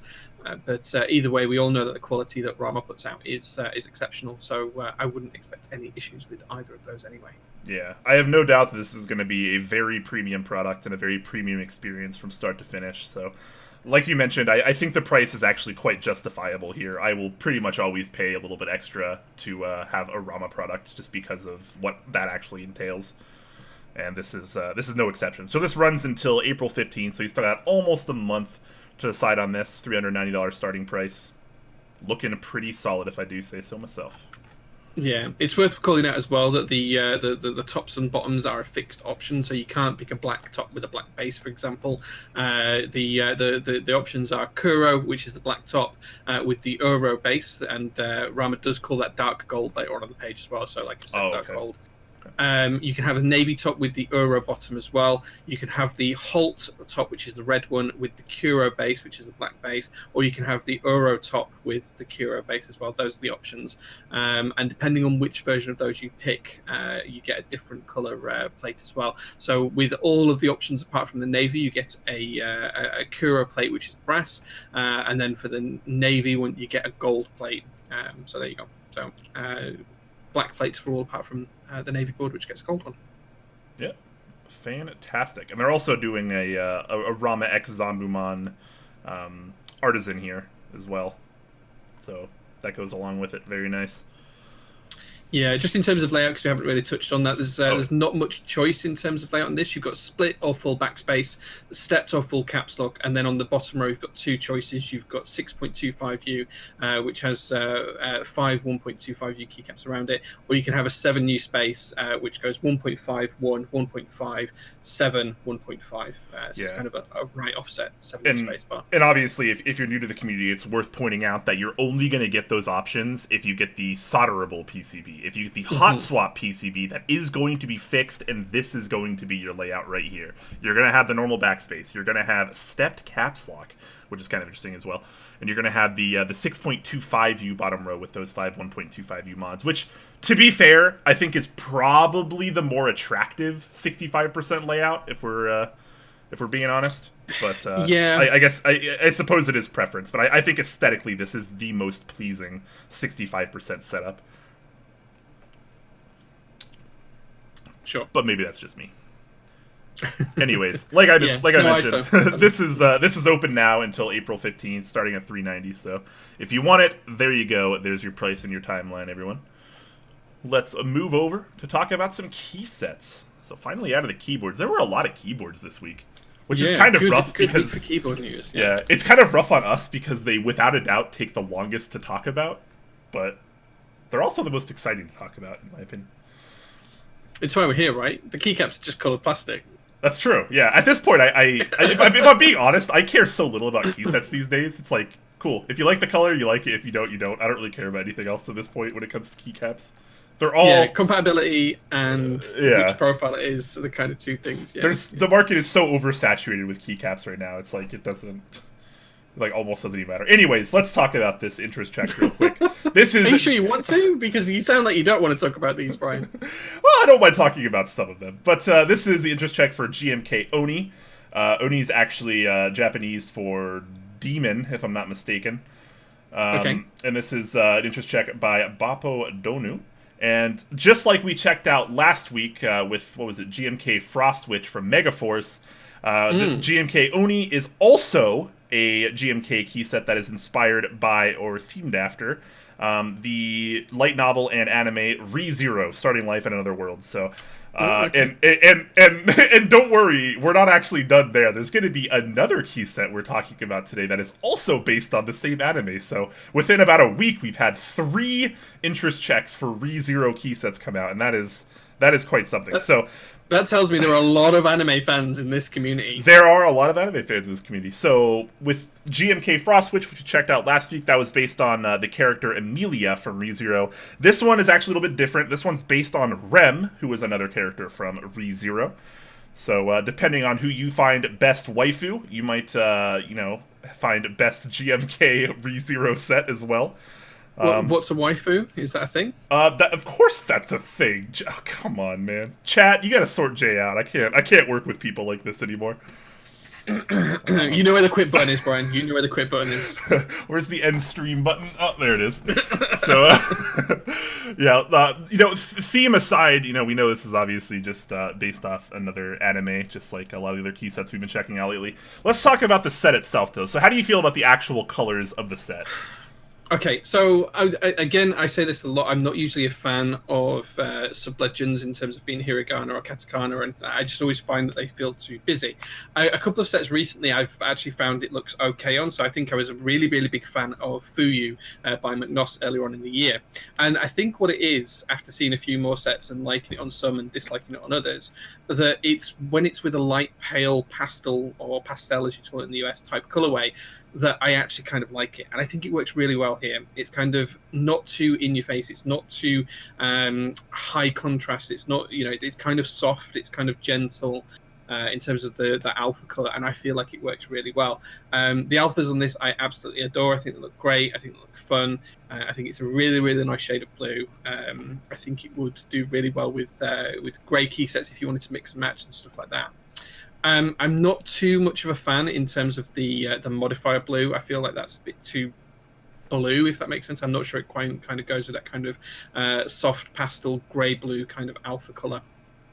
But I do really like the accent blue and pink as well. So I personally would probably change it to maybe something. I'd probably put like a grey monochrome kind of modifier set with the alphas and maybe add in a couple of the accent keys as well, those pink ones, because I think that would look really, really good. That being said, the compatibility in the base kit here is pretty solid. I can't see anything that it doesn't cover off the top of my head. HHKB, split backspace, split space bars are even in the base kit. You've got full Alice layout in the base kit here. It's going to be a chunky one. You've got a lot of accent keys in there. No pink ISO enter, sadly. That would have been one thing I would have looked for here, but that's just me. But yeah, other than that, the base kit looks solid. I can't fault the base kit at all, to be honest. There's a lot of stuff in there. The base kit does look pretty reasonable, and I think one of the reasons it looks so reasonable is because they're really trying for a single base kit approach, as well as some alternative Latin alphas, of course. But it looks like they're really trying to just forego having like a 40s kit or an Ergodox kit or, you know, an ISO kit or like a Nordiu kit. They just want one all-inclusive base kit, and there is a lot of compatibility in here. You do have the split space bars, you got the basic ISO support, the numpad, the Sangon, the HHKB, a lot of accents. I think it's laid out fairly well. One thing I think is kind of interesting though is if you scroll down and you look at these renders, check out the ones on this this Alice layout board here. You notice you have a B, you have two Bs. So you have the extra Alice B, but if you look up in the kits, there's actually not a second B.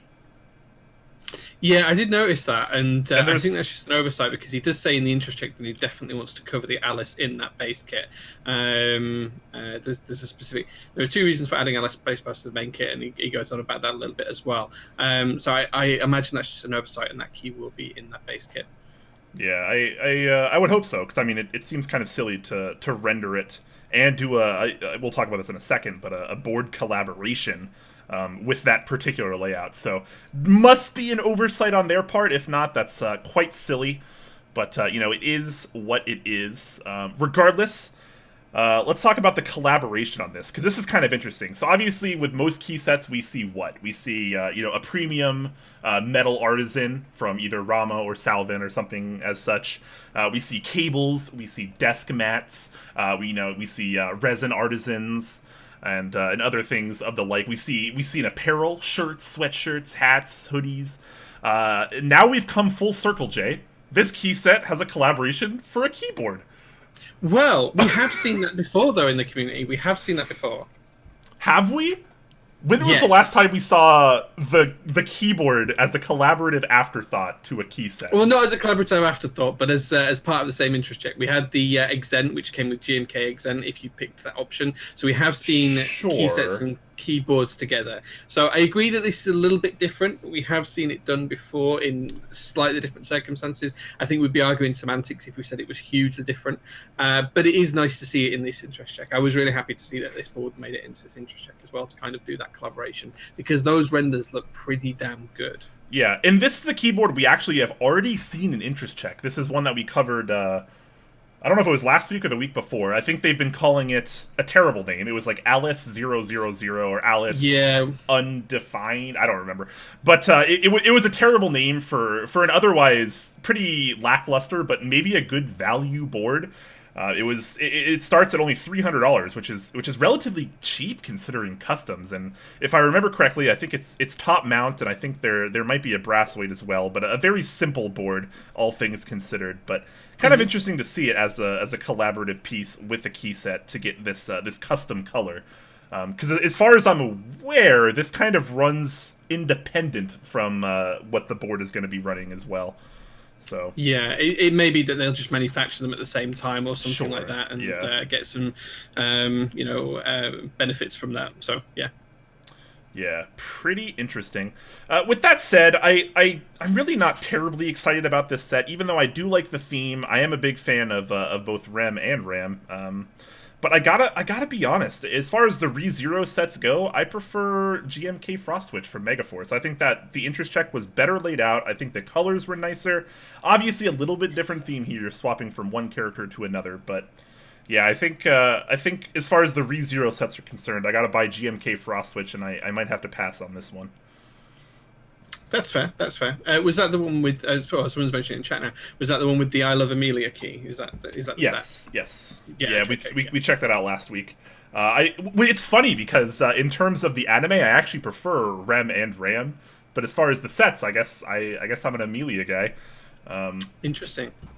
I'm starting to lose some daylight, and I forgot to turn my lights on. So sorry about that, guys. I'm gonna open those up. I noticed my camera was having like a lot of like bitrate issues. It looked like so. The good news for me is it's always dark whenever we do this show, so I have to have my lights on. So yeah, during the winter it always is, but now we're getting a little bit more daylight now that we're daylight savings time.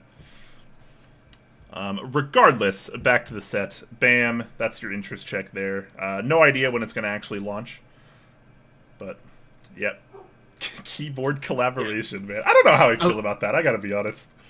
Well, it is what it is. I'll be interested to see how much this base set runs, though, because that is a chunky base set, especially with those space bars in there and everything else. That's a huge base kit, so I imagine there's going to be some... There's no way this is going to be less than 140, maybe 150.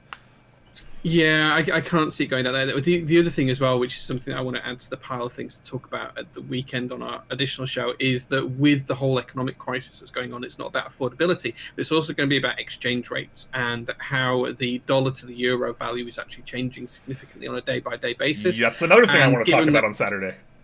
Yeah. So so that's the things. One of the things I've got on the list for Saturday as well. So yeah. Yep.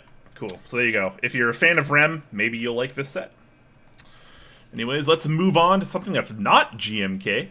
Something that's JTK. This is an interest check for JTK Sinnan, I think is going to be how it's pronounced. So once again, this is another interest check that's coming straight from JTK. So this is actually designed by someone else, but they don't even credit the designer. They don't bring up the name at all. So I have no idea who actually designed this, but JTK is the poster of the thread. Kind of interesting. I wonder if that's a choice if the designer doesn't want to be known, or could be. Yeah. That is absolutely it could be, but you know, we're seeing no stopping from these key sets with Japanese inspirations, and this is no exception. This set is apparently inspired by Japanese harmony, according to the interest check, and it's kind of you know, they pulled a lot of colors from this picture of the kimono, which is a terrible picture, by the way. This is like a... What is this, like a 120p picture? This is ridiculous. Why would you use that as a reference? I don't understand. Yeah, you'd find a high definition image for it, wouldn't you? Freaking outrageous.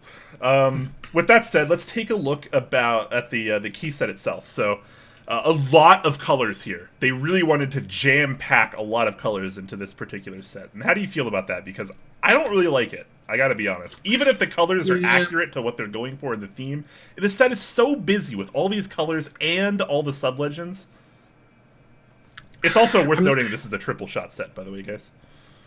Yeah, I mean, in terms of the base kit itself, okay, there's a ton of compatibility in there. You literally couldn't ask for anything else to be added to that.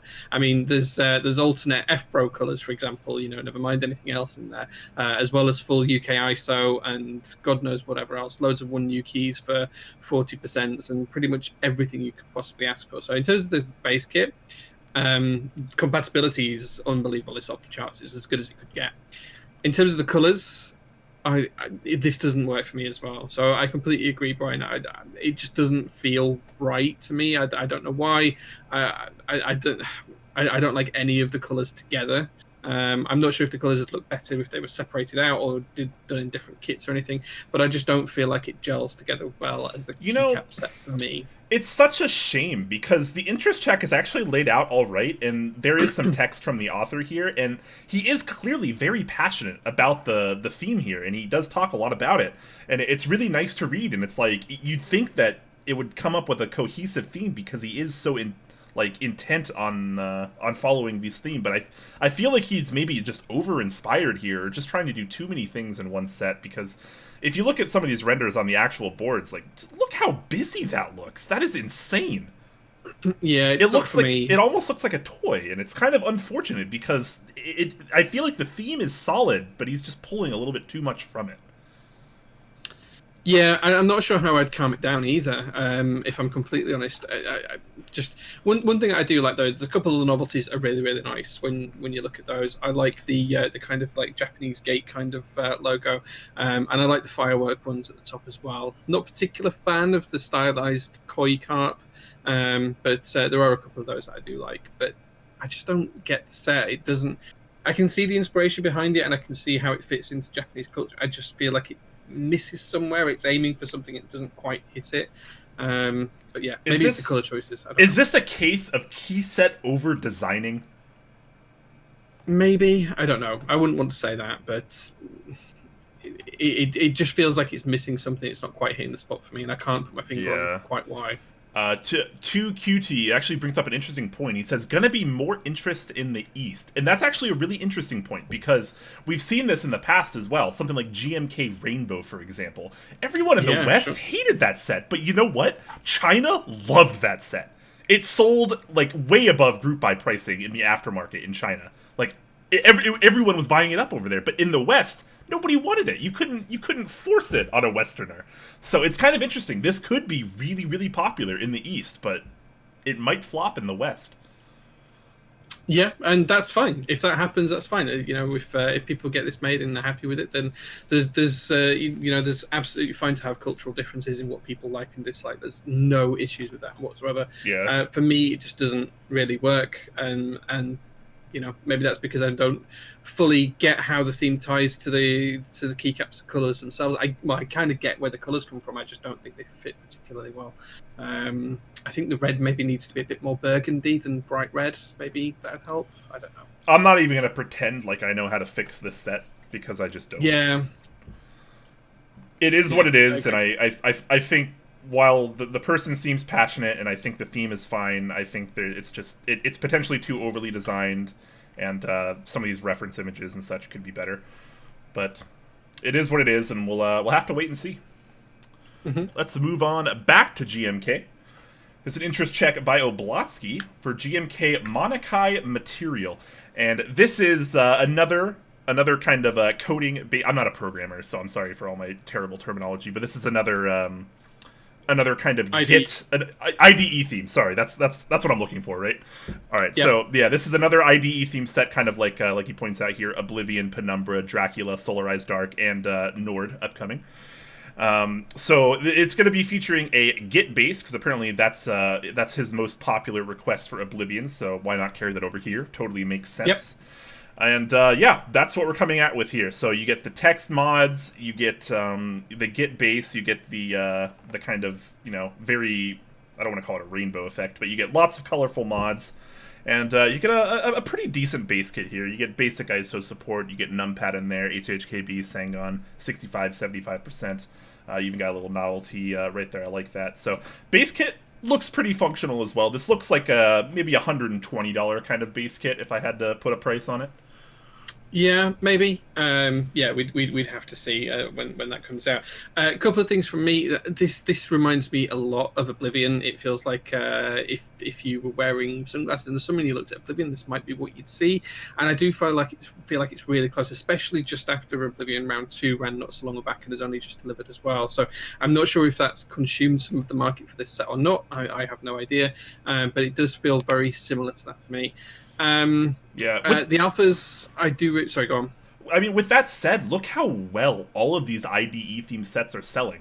Literally, all of them have been complete bangers, basically. Oblivion did really well, had 2 rounds, did amazing on the second round. It was a little weak on the first round, but it also ran on Clack, and Clack was a lot less known at the time. Penumbra, huge. Dracula was insane. And Solarized Dark, also, you know, a pretty well-aged set at this point. So, you know, and I expect Nord to do well as well. So it seems like a lot of people are really kind of eating up these IDE themes, and it makes sense because think of how many programmers we have in this community. Yeah, and that's why these do really well. Now, I do think the legends are really good. It's always good to see those. I think the different colours of those legends work really well on the modifiers. I do really like the alphas here. I think that this is possibly a nicer way to do the grey Oblivion base kit, if I'm honest. So when we talked about Oblivion before, I always really liked the white base kit, the white alpha base kit. That was my favourite of the two. I only really like the grey alphas if you got the monochrome kit, and this kind of feels like a better version of that grey Oblivion kit. And I know Oblivion's a different theme and Monokai's, you know, they're both different IDE themes. I get that, but I feel that this is a little bit closer. This doesn't actually look like what I remember Monokai looking like. I don't know if there's any examples in the thread of Monokai, but it does feel like it's a little bit different to Monokai when I use it in an IDE. Just a couple of comments in terms of the base kit. Nice to see the numpad in there. I like the log button, the log key in the top left-hand corner of the numpad as well. That's really good to see. ISO, I wish it wasn't the same 2 keys for both the row 3 and the row 4. I don't care what legends you use on them these days, just make them different, because having 2 the same, if you're going to use ISO in the EU with split left shift, doesn't make sense to me, so make them different. But other than that, I think the base kit's pretty good. Yeah, can't complain too much aside from that, and I agree with you. To me, this looks like a better Dark Oblivion, and I would rather use this because of that. I still am not the biggest fan of the colorful mods, and I never have been. Even in round 1 of Oblivion, I opted for the monochrome mod pack to just get that more clean, classic aesthetic that didn't have all the colors. Here, it's a little bit more tolerable to me, considering the mods and the alphas are the same color, so I actually don't mind seeing that here. I thought it worked a little bit less on Oblivion personally, so I actually prefer this to Oblivion, and I think that's probably going to be an unpopular opinion. No, I fully agree. I definitely prefer this to the dark grey Oblivion. I think this works better. That's just my personal view. I think Oblivion worked better, as I said before, as a white set. This works better as the grey set. So I will probably pick this up just for those alphas alone, if not for anything else. Yeah, looking pretty decent. I gotta admit, looking pretty decent. Also, he's going to be the EU vendor too. I didn't even realize he. Blotsky Industries, yeah. We talked about it a couple of weeks ago on the show. Oh yeah, oh yeah. I'm very forget. We talk about so many things. Sometimes I just forget. But kind of cool to see him take up the vendor mantle, I suppose.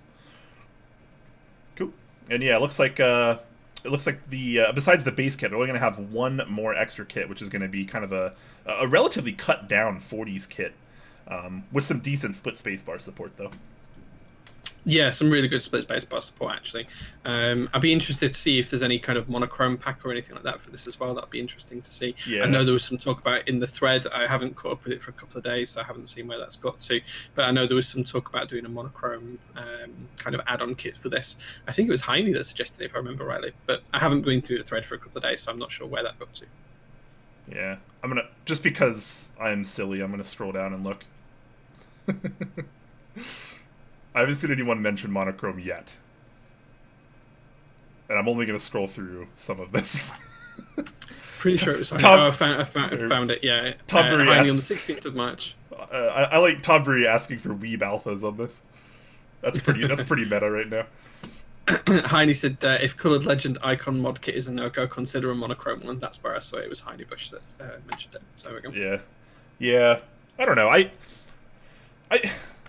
Look, I'm always the kind of guy that's going to prefer the monochrome approach, but at the same vein, like, when you look at these colors, isn't that what the theme is supposed to be?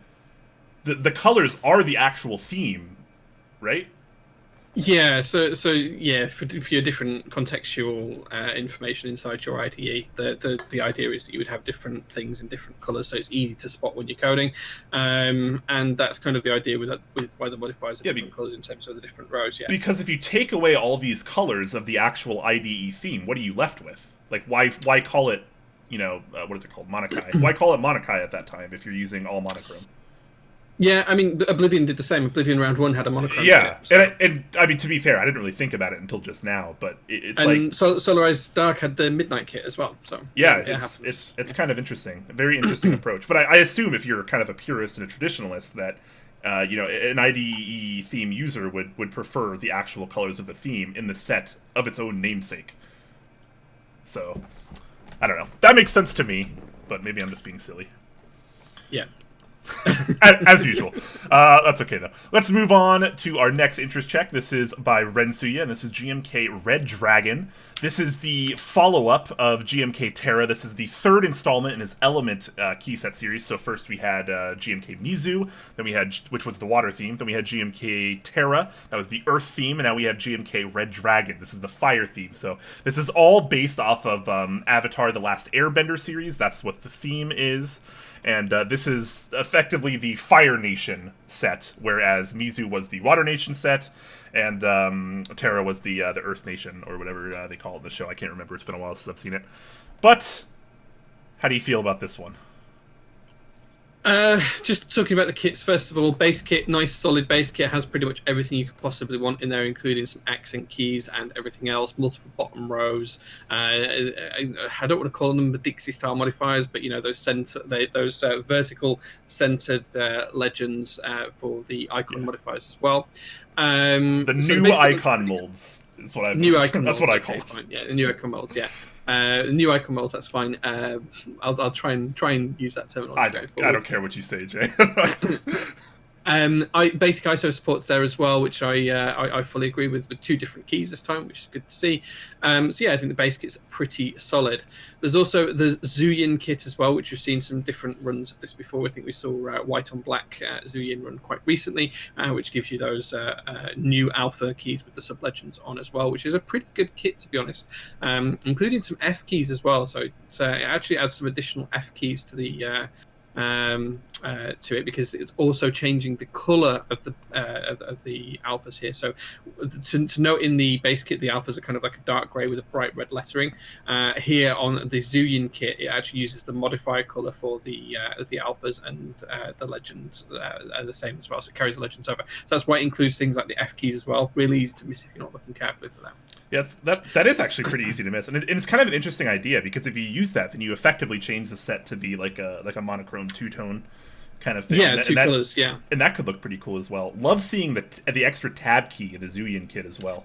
Very nice. Yes, touch. So that does mean that you could effectively have 2 different boards as long as you're using 2 different layouts effectively. So if you had 2 different bottom rows and that kind of thing, you could absolutely get away with using it on 2 different boards. Perhaps one ISO and one ANSI. You never know. That's right. So Zillion kit looks pretty good. Yeah, absolutely. Zillion kit looks pretty good.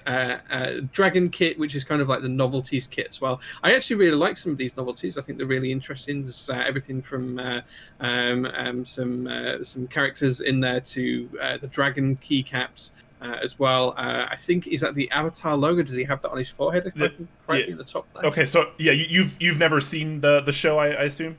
No, I know of it, but I've never watched it. Like, I know you don't watch anime, but it's not necessarily an anime. As far as I'm aware, it is an American cartoon. I think it was a little bit too old for it when it came out. That probably makes sense. I mean, I didn't watch it until just a couple years ago, to be totally honest with you. And even to be fully honest, like, it's a kids show, but it's very watchable if you're an adult. There's a lot of subtle things and a lot of meaning and a lot of things. So even though it is a kid show, it does hold up very well. It's very watchable even if you're not a child. With that said, I think the novelties kit looks pretty good here. Yeah, you have the avatar logo there with the arrow on his head. That's Aang, obviously. I remember some of these. Obviously, this is a teapot. I assume this is supposed to be an homage to Uncle Iroh, who is arguably the best character in the show. These down here on the right, that's obviously a reference to Prince Zuko, who is also one of the characters, or one of the better characters of the show, I should say. I don't entirely remember what the mask or the lotus there is, but looks pretty good. There's also a micro kit, which is kind of the very cut down 40s kit. Is this like a new theme we're seeing now, like a really cut down minimal 40s kits? I feel like 40s kits used to be a lot larger, and now a lot of these interest checks are showing some pretty reduced 40s compatibility. And I think the aim there is to just give basic compatibility, not necessarily correct legends, it seems. But that does seem very, very reduced, yeah. Yeah. Regardless, you do get some compatibility, and I guess you could argue some is better than none. There is an accent spacebar kit with just a few there, so not too bad. And of course, just like every other set these days, you're going to have collaborations with desk mats and probably other things as well. Something that really I found interesting here is I expected every installment, all 4 installments of Rensuyu's Element series, to run on Dixie Mech, but they're not anymore. So GMK Mizu ran on Dixie Mech, and GMK Terra ran on Dixie Mech, and now Canon Keys is picking up the US vendor mantle for this. And I wonder if something happened there. Yeah, so I don't know if you saw the announcement a couple of weeks ago, but Upas and Rensuya have an exclusivity agreement, so Rensuya's sets will all run through Upas on Canon Keys. So it's just for the US vendor. I don't think he's got agreements for the other worldwide vendors, but yeah, that's absolutely the case. Of course, I'm sure Upas has his preferred vendors to work with around the rest of the world as well. Yep. So I imagine that they will start to become a little bit more solidified too going forwards. But yeah, that was the deal. So yeah. Upas and Rensuya are collaborating together. Cool. Yeah. Well, I like a lot of Rensuyu's design, and Upas I think is a great vendor. I love Canon Keys, so I don't see any issue there. It's just kind of interesting to see, because I assumed that they would all be on Dixie Mech because the first 2 were. you think you would just kind of carry that theme over. So I was hoping that there was no kind of weird drama or bad blood there, and it seems like there hopefully isn't. So that's good to know. None as far as I'm aware. Yeah. Just going back to space, I don't think I ever actually said whether I liked it or not. I think we talked about the set and never said whether I liked it or not. I think so just to give my thoughts on this, I think I really do. So I flip and flop. Every time I look at this, I decide that I don't like it or I do like it, and I change my mind pretty much day to day. Right now, I'm in the mood where I do like it, but I think I like it without the bright accents. So if you took away those bright red and yellow accents from the base kit, and you just look at the kind of like the base kit as exists for say a TKL, I think I like it like that. I think the dark red modifier keys are going to be really interesting to see how those come out. We've had some sets that have done dark blue keys before, like Solarized Dark, and they're almost indeterminable from black unless you're in good lighting.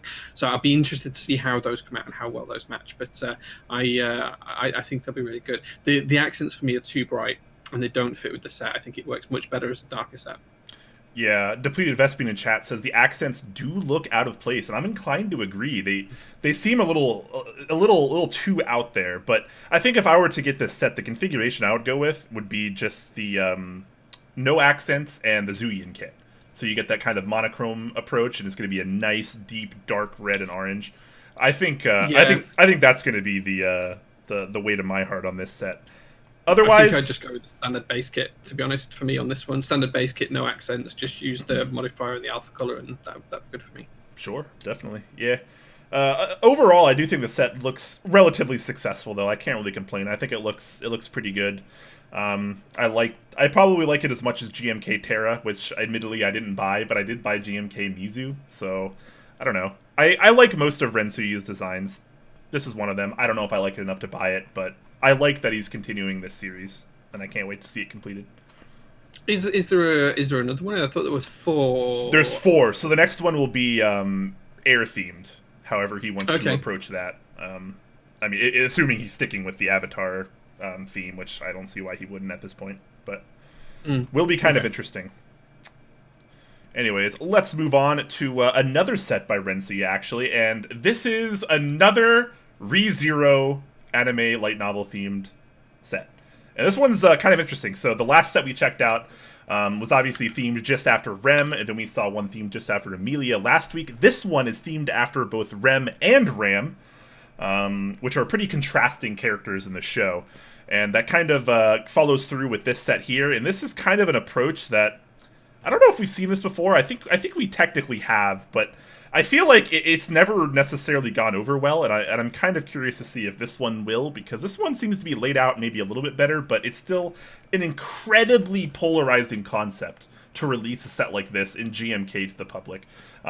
It's not necessarily GMK, that's just one of the options.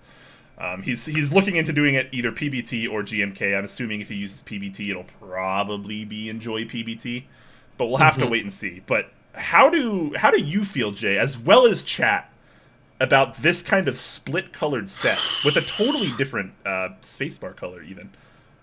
Okay, so before we get onto that, let's talk about the colors first before I talk about the set.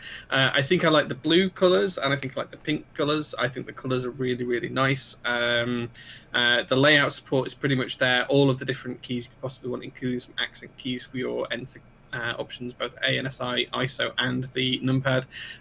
So I think the layout support is pretty good. Full ISO support there as well. Basic ISO support, as we call it now, is there as well. So I think that works really well. I'm not sure how I feel about having the colors split like that, because it's going to be really weird. Because I think the idea behind this is, and they show it quite well on the Kendo later on in the thread, that the idea is to kind of, if you had it on a split board, this is how it would look, sort of thing.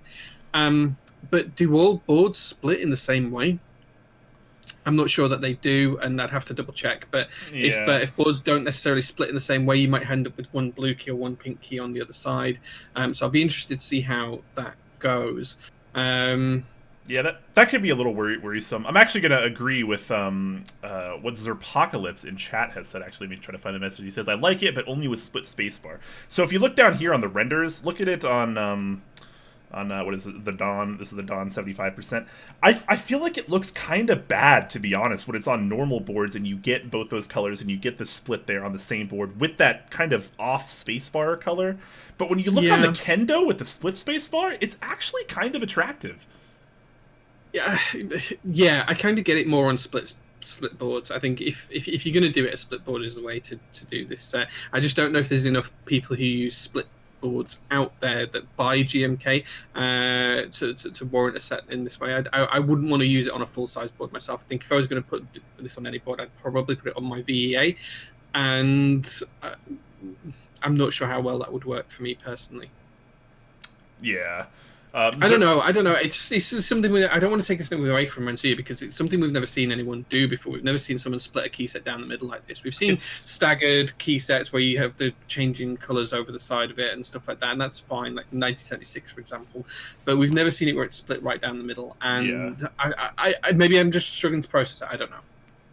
Yeah, and I think it's worth noting that even if this winds up being a failure per se, I think it's innovative for the sake of being innovative, and at worst, you gain experience from the failure in this, and I think that's probably where I'm at on it.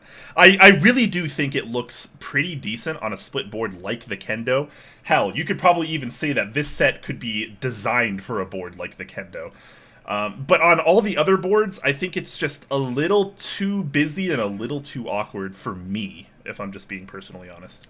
Yeah, I wonder if it'd be something that you could do something similar with, where you had the modifiers different colors on one side to the other. So if you had your shift, caps lock, tab keys one color, and you had your enter, shift, and whatever else keys on the other side. I don't remember what set it was, but we have seen that before. We have seen dual mod colored legends in sets before. I don't know if they ever actually came to fruition, though. I think it was kind of just a failed interest check at that point. So yeah, I can't remember which set it was, but I do recall that. I think in my head, this would be really nice if this had white alphas, so the same as the spacebar and the enter keys, for example, with the legends, so pink legends on one side, blue legends on the other side, but all of your alphas were white and they just had different legend colors, and then you had the different colored modifier keys to match those. Maybe that would look a little bit better to me. I don't know. I'd have to see it. I could be completely wrong, and that might look absolutely crap. I've no idea. I'm trying to visualize it now, but I'm very, very tired, so my visual cortex isn't working as well as it could do. Sure, yeah. I'm really thrown off by the spacebar, too, because I understand that approach. It's probably the best option for a spacebar color on this set, but it still looks out of place. Obviously, you can't do the blue because then it'll look awkward with the pink, and you can't do the pink because it'll look awkward when you're on the side of the blue. But anything else doesn't make sense either. So I feel like there's no winning with this spacebar. Like, this is the win, and I still don't quite see it working out perfectly. But again, that's just my personal preference. Which would you vote for, PBT or GMK on this one? Probably PBT. I think PBT might lend itself a little bit better to these particular kind of maybe pastel-y kind of colors, and I think someone in chat actually brought up a really good point too, and I'm gonna take a second to scroll back, and I apologize for that, but Zerpocalypse also brought up, he says, he did mention reworking the kits for PBT to allow for different splits. And I feel like all PBT sets are generally quite a bit cheaper than something like GMK, so you can offer a little bit more compatibility and a little bit more flexibility at the exact same price point or lower, which I do appreciate a lot. And I think if you do add a lot of the extra caps there, like a lot of these middle split caps, depending on what board you're using, like you brought up the fact that not all boards might split the same. With PBT, I think you have a better value and a better chance at putting in those extra keys that would support all of the weird splits without adding a ton of cost like it would for GMK. Because if you add, 5 or 10 keys to a GMK base kit to try to get the additional cost for that split, you're going to drive up the price by, 10 or $20 or whatever. And, that's not always going to be a good thing. But in PBT, you can probably still keep the price, $100 or less and still get that kind of compatibility. So, I don't know. I feel like this set, there is potential here, and it is very innovative, but I'm not sure it's going to succeed. But yeah, we'll have to see how it goes. With that said, I am glad that he is doing this, though. Even if I don't like everything about it, even if I don't like it at all, I am glad he is pushing the boundaries in the envelope here. Yeah, I kind of agree. I think PBT is the way to go for me as well. I think, again, it's good to see people innovating, even if we don't personally like it or how that ever feels. A couple of people in chat have mentioned this might work better in cat. Absolutely agree. You could do a lot more with cat MOQs and the way that the kitting works for those than necessarily with ePBT or GMK. So cat could be an interesting consideration for this. I'm not sure if anyone's mentioned it in the thread. I didn't see it when I read through, but maybe that's something that Renzi might want to look at. Yeah, absolutely. With that said, let's take a look at the rest of the kits. So a lot of pretty standard stuff here. You get a pretty nice spacebar kit, actually. Novelties kit. I think this is quite nice. Renzi often does the kind of novelties I like quite a bit, where they're not overly designed. They're very obvious that GMK can accomplish this, and I feel like that's how novelties should be. They don't need to be an insane, overly designed, super thin lines with tons and tons of detail. They should be fun. They should be playful, and I feel like this is a really good way to accomplish that. The spacebar. Not for me, but I'm glad to see more novelty space bars in there. I think that is that part of the theme? I'm not sure. I've never read the light novel, and I've only seen the anime once, and it's been years since I've seen the anime, so I'm a little out of touch with the theme. But with that said, I actually like the novelty spacebar more than the standard the standard spacebar in the base kit. It's not alpha colored per se. Just because it feels like there's something there. It feels like the spacebar in the base kit is kind of an afterthought because it kind of has to be. You can't have it blue and you can't have it pink, so it feels like kind of an afterthought. So the novelty spacebar, I think, actually makes it look a little bit better. Still not my ideal, but I'm glad the novelty spacebar is there because I think it does add enough character to the spacebar to justify having a different colored spacebar like that, in my opinion. Sure. Okay. Cool. So yeah, that's where we are on that. We'll have to wait for some more updates and some more info. But I think he actually has a production slot, or it potentially has one at least, because he does ballpark Q2 to Q3 of this year. And just like we talked about in the last set with the exclusivity deal, the US vendor is going to be Canon Keys.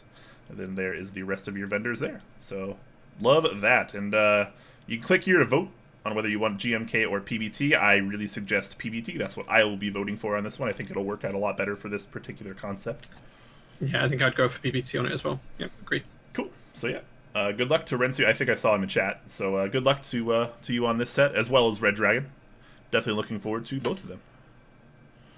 All right, let's move on to something that's already in the group buy phase here. This is an add-on kit for RGBYK for GMK. We checked this out at Interest Check a few weeks ago, but now it's actually hitting the group buy phase, so always nice to see that. This is kind of a throwback, if you ask me. They're also alternatively calling it GMK RGB 2020. And years ago, using RGB modifiers on your GMK sets was kind of all the rage, or CMY modifiers, CMYK, depending on the colors that you like. But using those alternatively colored add-on kits was all the rage. And I feel like it's kind of died off over the last couple years, and no one really does it anymore. So I'm kind of glad someone's bringing it back, because we don't really see enough of this. Yeah, I'm kind of glad to see this come out again, because I'm a big fan of having these modifier keys, especially with OG coloured key sets or 9009 coloured way, depending on whether you're new to the hobby or whether you've been around for a while. So I'm really glad to see these. I've got a couple of the old ones. One of my favourites is like Unicorn and stuff like that. So there's some really good modifier add-on kits. And this is kind of a classic one that hasn't been seen for a long time, and the community is big enough now that a lot of people will buy this and want it. So I'm really, really happy to see this.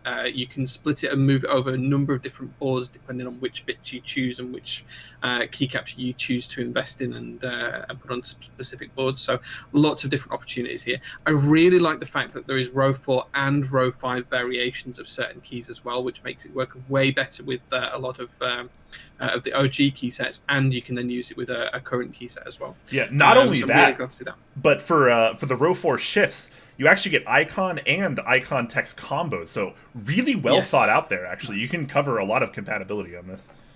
Yeah, absolutely. So yeah, I think it's great. I think you can, because you could buy one of these and you could theoretically use it over 3 or 4 different keyboards depending on which keys you choose to drop in there as well. So yeah, really, really good to see.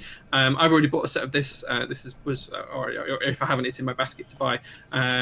So yeah, I'm really, really big fan of this, and I've been waiting for a little while for it. So I'm really glad that people are running this, and I like to see more of this kind of thing as well, because it's great to have accent keys that you can drop into those monochrome sets. Yeah, definitely. And the pricing on this, not too bad either. In the US at least, it's $60 over on Novel Keys.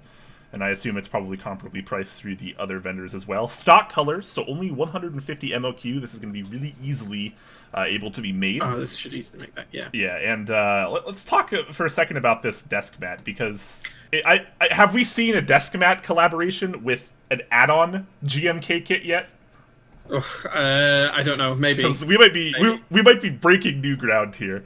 With that said, I don't know how I feel about this desk, but I feel like I hate it, but I also love it at the same time. I don't like it.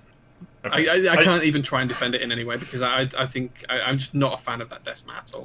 I don't think Chad is a big fan of the desk mat either. A lot of people seem to not be liking it so much. I think it's okay.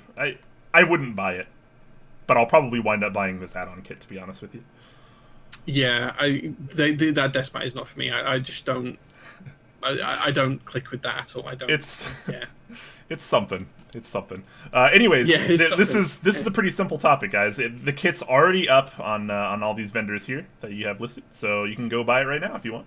Pretty easy stuff. Only $60 USD. All right. Let's move on to our last key set topic. Actually, this was a little bit harder to track down. But this is Mito's new project, and because I found it actually to be the best thread artist to use the one straight from his website. This is GMK Belafonte, a project inspired by the life aquatic with Steve Zissou and the legacy of Jacques Cousteau. So I'm actually not familiar with this theme or topic at all whatsoever. Never. That's a movie, right? The Life Aquatic. Life Aquatic with Steve Zissou is a movie. It's a very, very good movie as well. If you haven't seen it, Brian, I thoroughly recommend you watch it whilst you're on lockdown. It's nice to see someone bring that kind of theme to a key set. To be honest.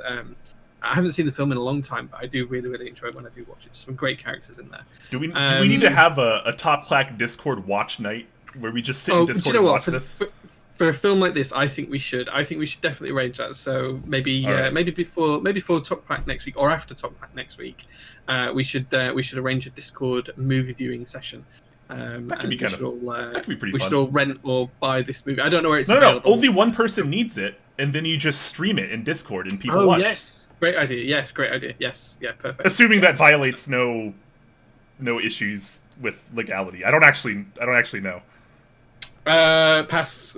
Yep. So I'm not actually going to recommend that. But anyways, let's talk about the set itself. So I've read through this page, and in true Mito fashion, he gets very thematic with it. So I actually love this about Mito. He gets very involved with all of his projects, and he kind of changes the way that he articulates himself, changes the way that he writes, changes the way that he speaks to kind of fit whatever his current project is. And I feel like that gets me more emotionally invested in his projects. With that said, this is also kind of an interesting set in the same sense that there's kind of two sets in one here, I guess you might say, which has kind of been a reoccurring theme for Mito lately. If we look at his dual Godspeed run lately, where he did an SA and a GMK version, and he did two alternative colorways in SA. One SA laser, one I think that he called Gene Speed. So he really likes to push the theme as far as it can go, basically, and I think that this is no exception here. We have two base kits here, both GMK Belafonte. This is the standard base kit, as he's calling it, and this is the Alistair kit, which I assume is a character from the movie. It's more referring to Jacques Cousteau. Is that one? Yeah, which is a secondary influence for this, but yes.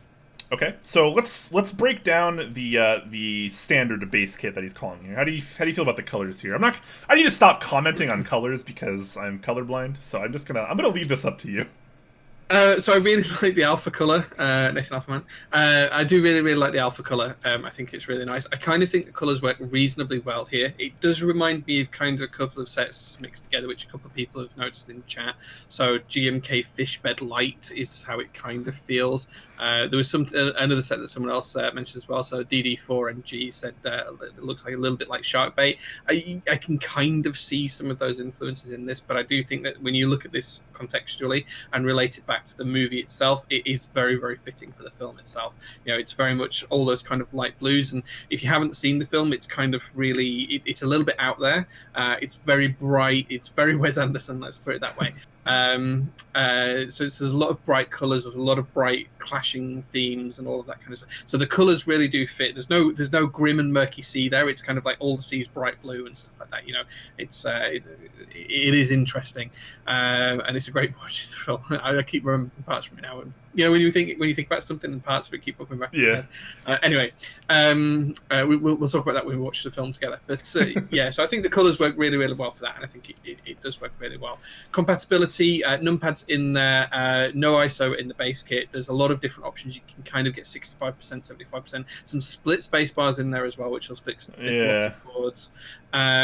You know, it's okay in terms of compatibility. It's not terrible. It covers most things. I can't see anything that you wouldn't be able to cover apart from ISO out of the base kit. And some 40s, obviously, but that's kind of always and some 40s, yeah, that's kind of a given.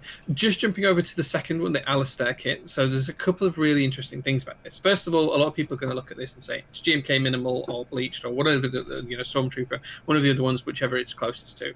There is some differences though. First of all, there is some new legends on this one. So there is an alternative enter key, which has got Operation Hennessy written on it, which you can see in the bottom as well.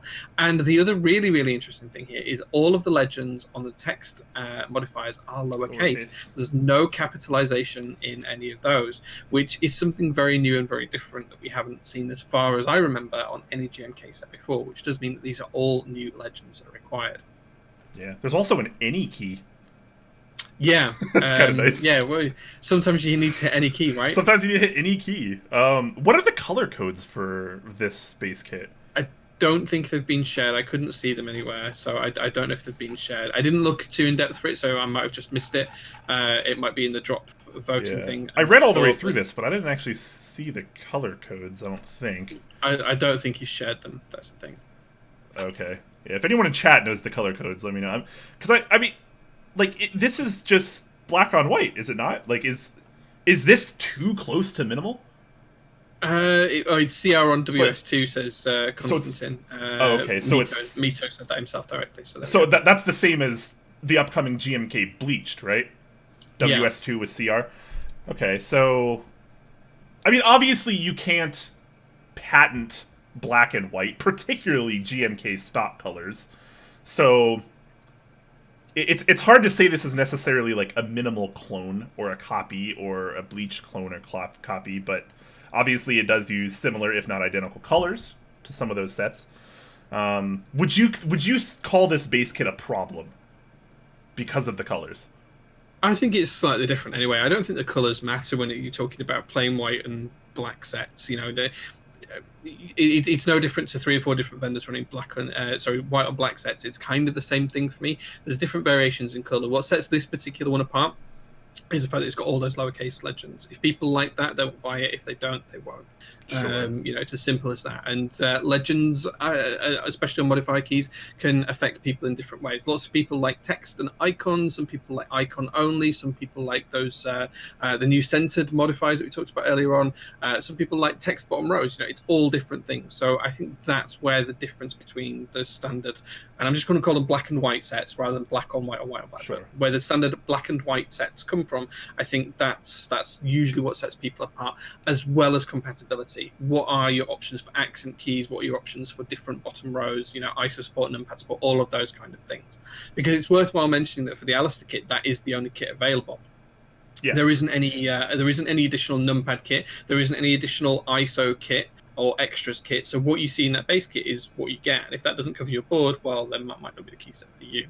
Sure. I mean, this is pretty standard for Mito. He does one fully themed base kit, and then he does kind of one cut-down sub-kit that is a base kit that you could buy that's an alternative, but it's not quite as full-featured as the actual base kit that he's going for. So, I don't know, this feels kind of strange. I do kind of like the all lowercase text mods, though. As much as I dislike text mods compared to full icon mods, I do think that's kind of a nice touch.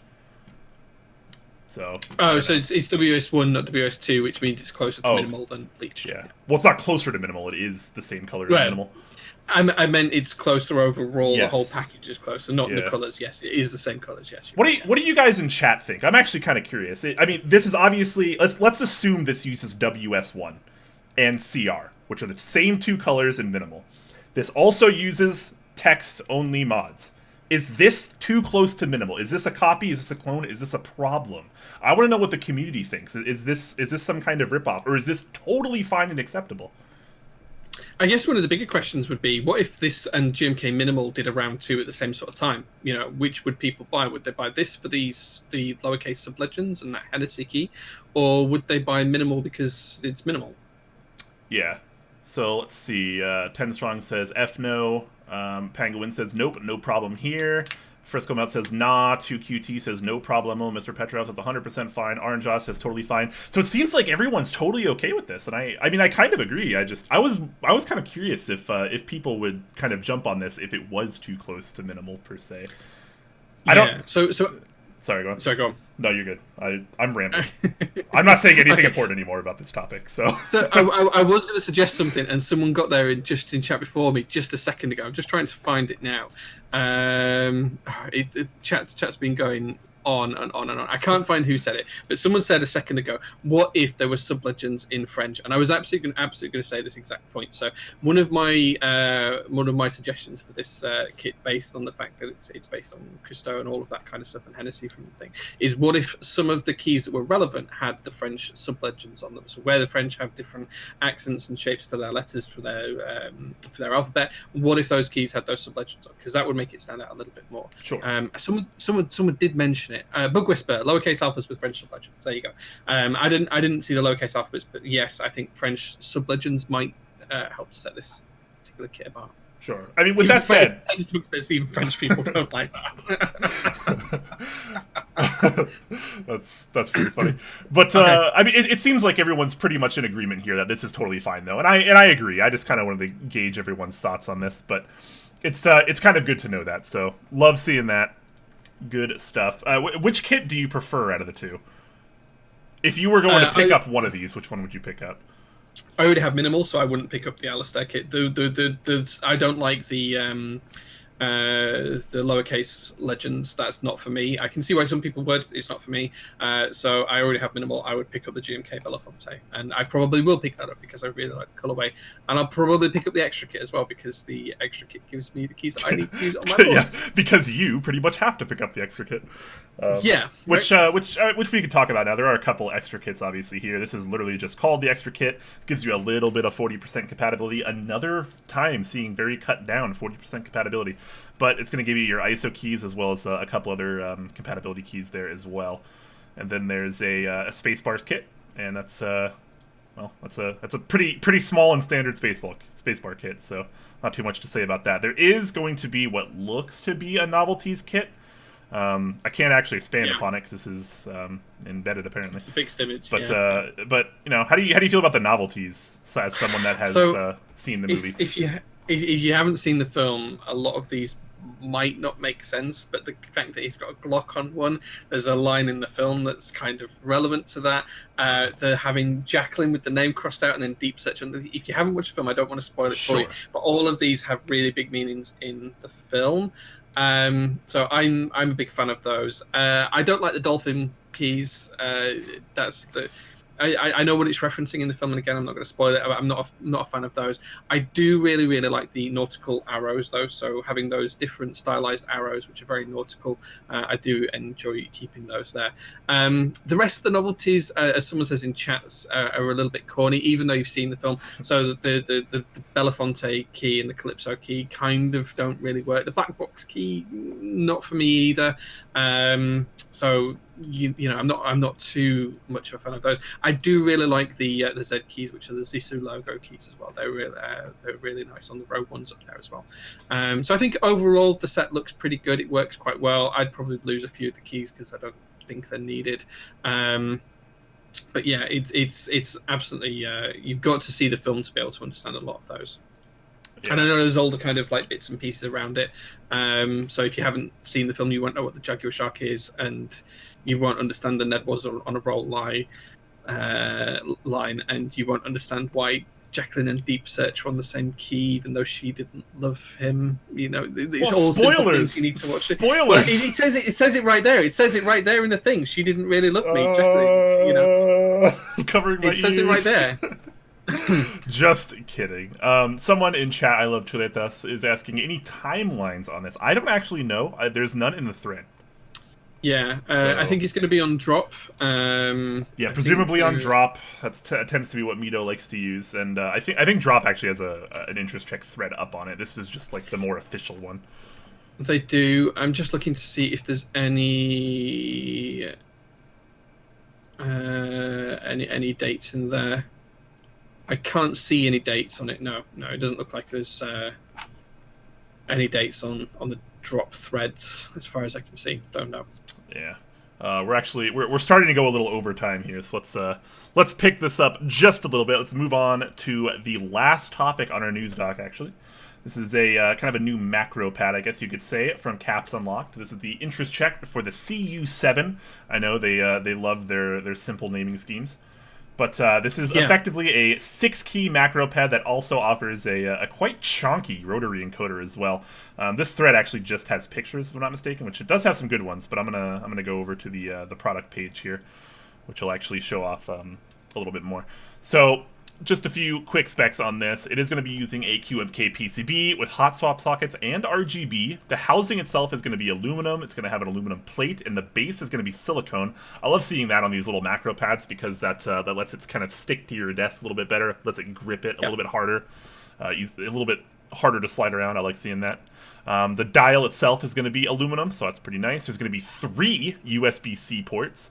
And if you join this newsletter here, you get £5 off, which is kind of cool as well. So this is I don't know if this is a placeholder price. It's $63.11. That feels oddly specific and random. So this, it's £54.16 for me. So yeah, okay. So I'm not sure. I'm not sure if that's going to be a finalized price or if it's just a placeholder, because obviously this is an interest check, which is kind of interesting because he has the product page already up. So I assume this is probably slated for the relatively near future, but it is currently not open. But I would hope it's around that price, because that price seems pretty good, all things considered. Yeah. Flipping back to the thread here, I'm going to show off a couple of the pictures because these are actually kind of nice. Sure. Yeah, so it's a lovely looking macro pad, I'll be honest. I think it looks good. It's been well designed. So it's actually been designed by Sodaman for the case and A. Holland for the PCB, who are pretty well known in the UK community, if not the EU community. Caps Unlocked has run a few boards with the CU branding now as well. So, you know, he's fairly well known in that respect. So, you know, I think this looks quite cute, though. I like to have the chunky knob. I think it's quite useful. Having the 3 USB ports is good as well. The price, if it stays like that, is good. Now, it's worth noting as well for EU buyers that if it is that £54.16 that I see, and I suspect if you're in the EU, you'll see a euro price. That does not include VAT. VAT will have to be added for those in the EU.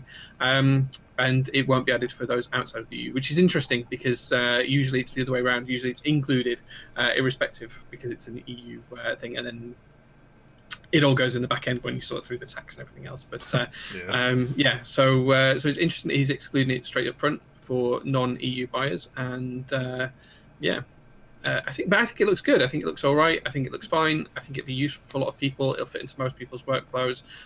If anything, the only thing I would say is probably a little bit tall off the desk. It's quite high off the desk.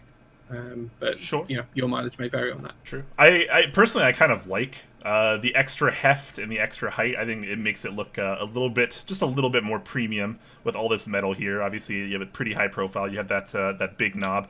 I know Jay is obviously clearly a fan of having 3 holes in the back as well as a chonky knob. So you know, I think I gotta agree with you there, Jay. What? Okay. Are you not a fan of having the 3 USB ports? It depends on which one you have to plug in for your which one you have to slot your port into, you know, to get it powered up and moving. Because I don't actually know which one is the live USB port for this, because obviously one's going to be for your power. And I don't know which one is going to be effectively your breakout port. I assume the center one is going to be the actual main USB port, Probably. and the other two are going to be your kind of breakout USBs. So. Sure. Yeah. 2QT is asking me to play with the knob on stream. If I get one, I certainly will.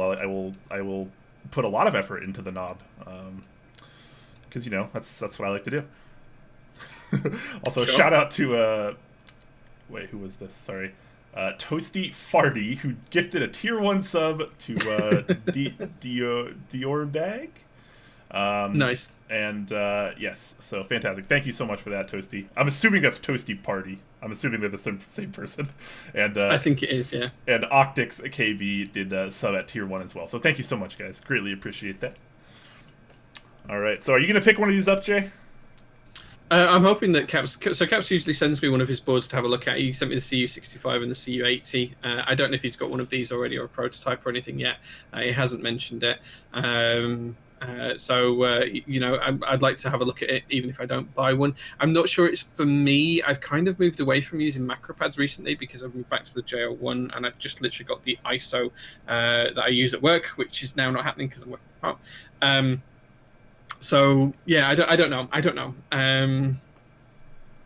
I feel like the rotary encoder loses some of its value without having a screen with it, but that's just me personally.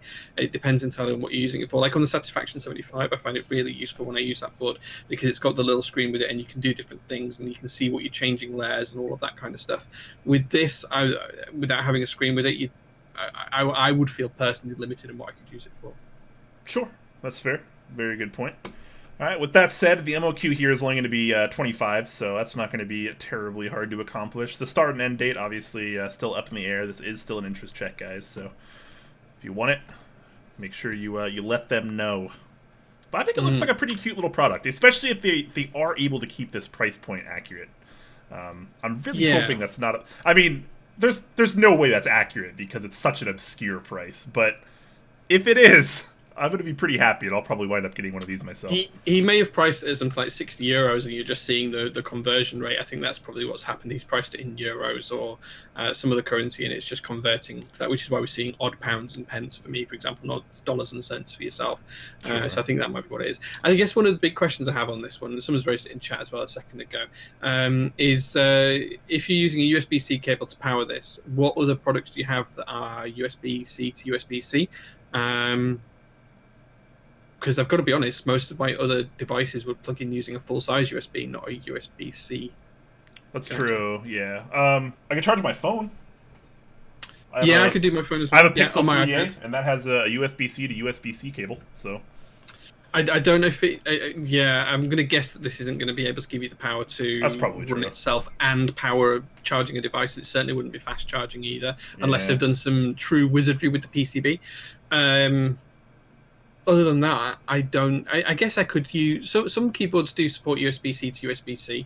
So that's one of the things we put onto the JR2, for example. So I could theoretically hook that keyboard up through this and use this as kind of like a step into the PCB. Yeah. I guess. What was that? What was that other board?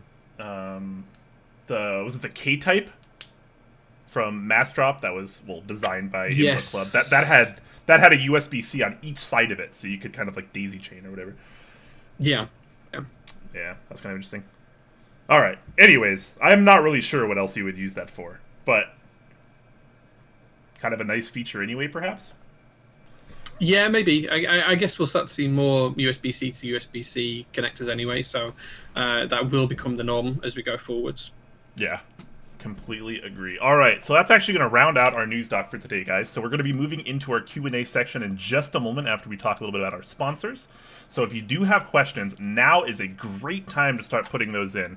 Anytime from now and moving forward until we're done. Just feel free to ask away any questions you want, guys. Just make sure to use the tag at TopClack so we can see them a lot easier. Absolutely. All right. First and foremost on today's sponsor list, we have the one, the only, the wonderful Novel Keys. You know them, you love them. They got lots of things going on as usual. GMK Tarot Round 2 still going on right now, and with that monochrome look, I freaking love that. The Boba Alphas get me every single time I see the picture. Love seeing that, and it's a pretty darn reasonable price, too. $110 base kit for a pretty decent range of compatibility. So very, very good stuff. He does still have the GMK Boba Fett Star Wars sets. It is officially licensed, which is why it's a little bit more expensive. But if you're maybe a Star Wars fan and collector, this could totally be something you could, portray on your wall.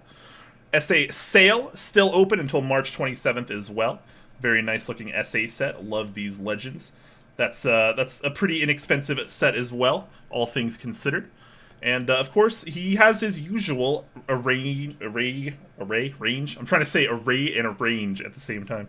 So he has the standard array that he usually has of switches, springs, lubes, desk mats, stabilizers. You can think of it. He's probably got you covered. No worries there. He still has pretty much everything in stock.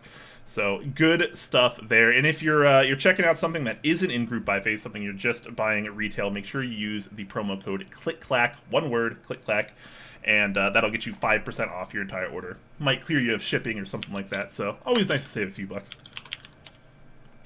Yeah, absolutely. Jumping over to our second sponsor for today, it is Kono.store. Now, quite surprisingly, this week, Kono do not have any key sets in group buy. However, you can pre-order some of the group buys that have run previously. So if you're a little bit sad that you missed out on GMK Hero, GMK Copper, Cat Oasis, or any of the other big sets that they've run recently, you can go ahead and pre-order those, and effectively that will put you into the pool for the extras. So do consider joining those if you're interested in them. As well as that, there is also the Kel Pro and Speed switches, which Kono now have on sale as well. So if you're looking for some new switch options, those might really, really interest you. Speed switches are a particular guilty pleasure of mine. I kind of like them in certain boards, so maybe you want to check those out too. Additionally, if you also have friends who are just about to join the hobby or who don't quite get it, or you want to buy something for someone to get them into the hobby, or you want a good, decent travel board, then you might want to consider one of the Hex Gears boards. So there's a few different variations of this, from the Gemini, the X1, and the Venture. These are all in stock, and these super low-profile wireless switches as well. So you can have something that's really robust, really good pricing, and will potentially fit into your workflow. Maybe make a good work board, a good travel board, a good board for your working from home arrangements, if that's affecting you. If you're at home using one of your good keyboards and you want to give a good keyboard to a partner, but you don't have anything spare, maybe this is a good entry point to get them into the hobby. Didn't you just go through something like that, Jay, when the wife took your JER AO6? There's a gap on my shelf that I'm not happy about. Fantastic. All right, moving on. Next up, we have KBDfans, who have a few things going on right now. So they do still have the waitlist open right now for the Bella, which is their new 75% project they have going on. Can I freaking get there? Holy crap. All right, so, yep, the Bella still going on right now. It's been teased at about $300 price point, which is quite reasonable, if I do say so myself. It's a pretty nice feature set, and it has an option for a little cat badge in the top left. Come on, who doesn't love cats? Let's be real. That aside, they do still have numerous other things available in true KBDfans nature.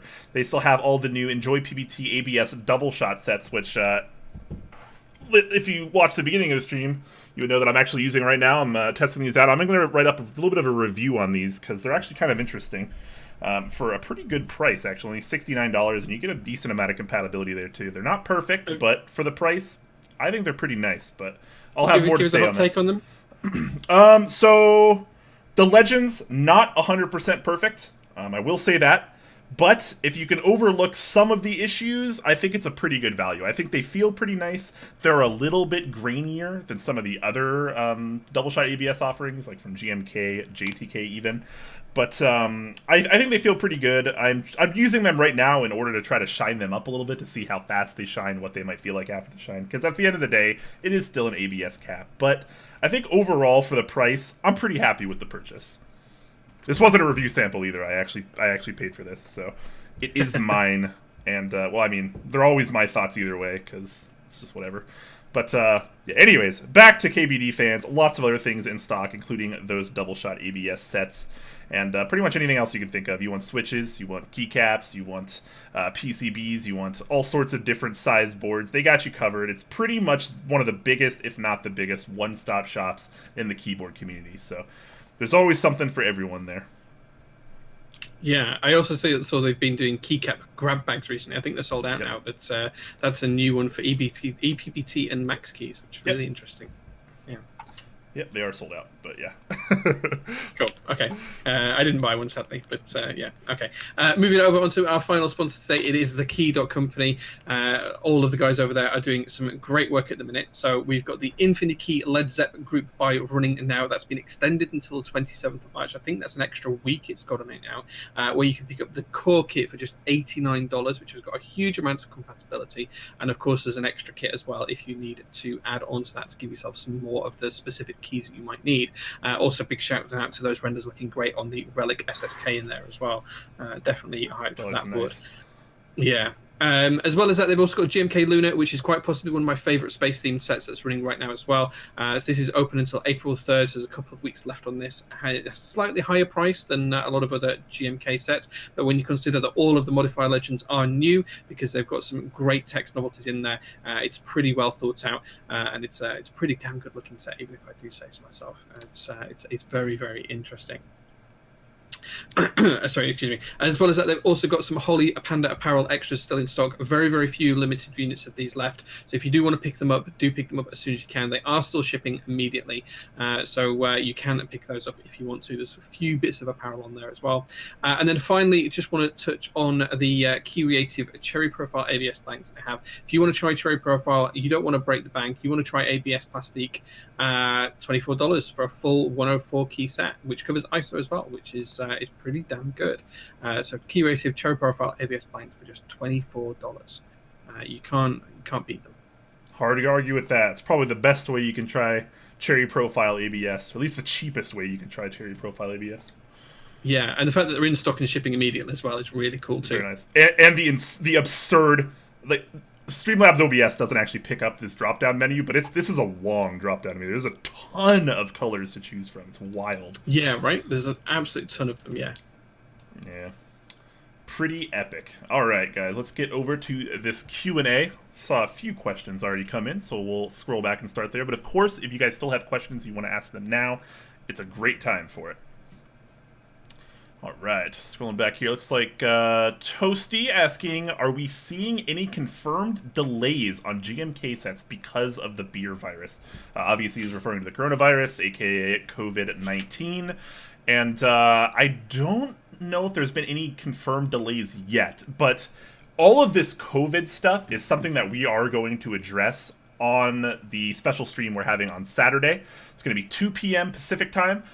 Jay and I are going to be there. We're going to bring on a couple other content creators, a couple designers, a couple vendors, and we're all just going to sit down and talk about what's going on in our community and how our community is going to be moving forward and what COVID is doing to our community and potentially some other topics as well. So look forward to that if you like a bunch of keyboard minds all in the same room together.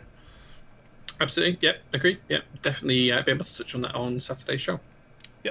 Depleted Vespine with our next question, asking, what is the weirdest, whether good or bad, theme you've seen for a keycap set?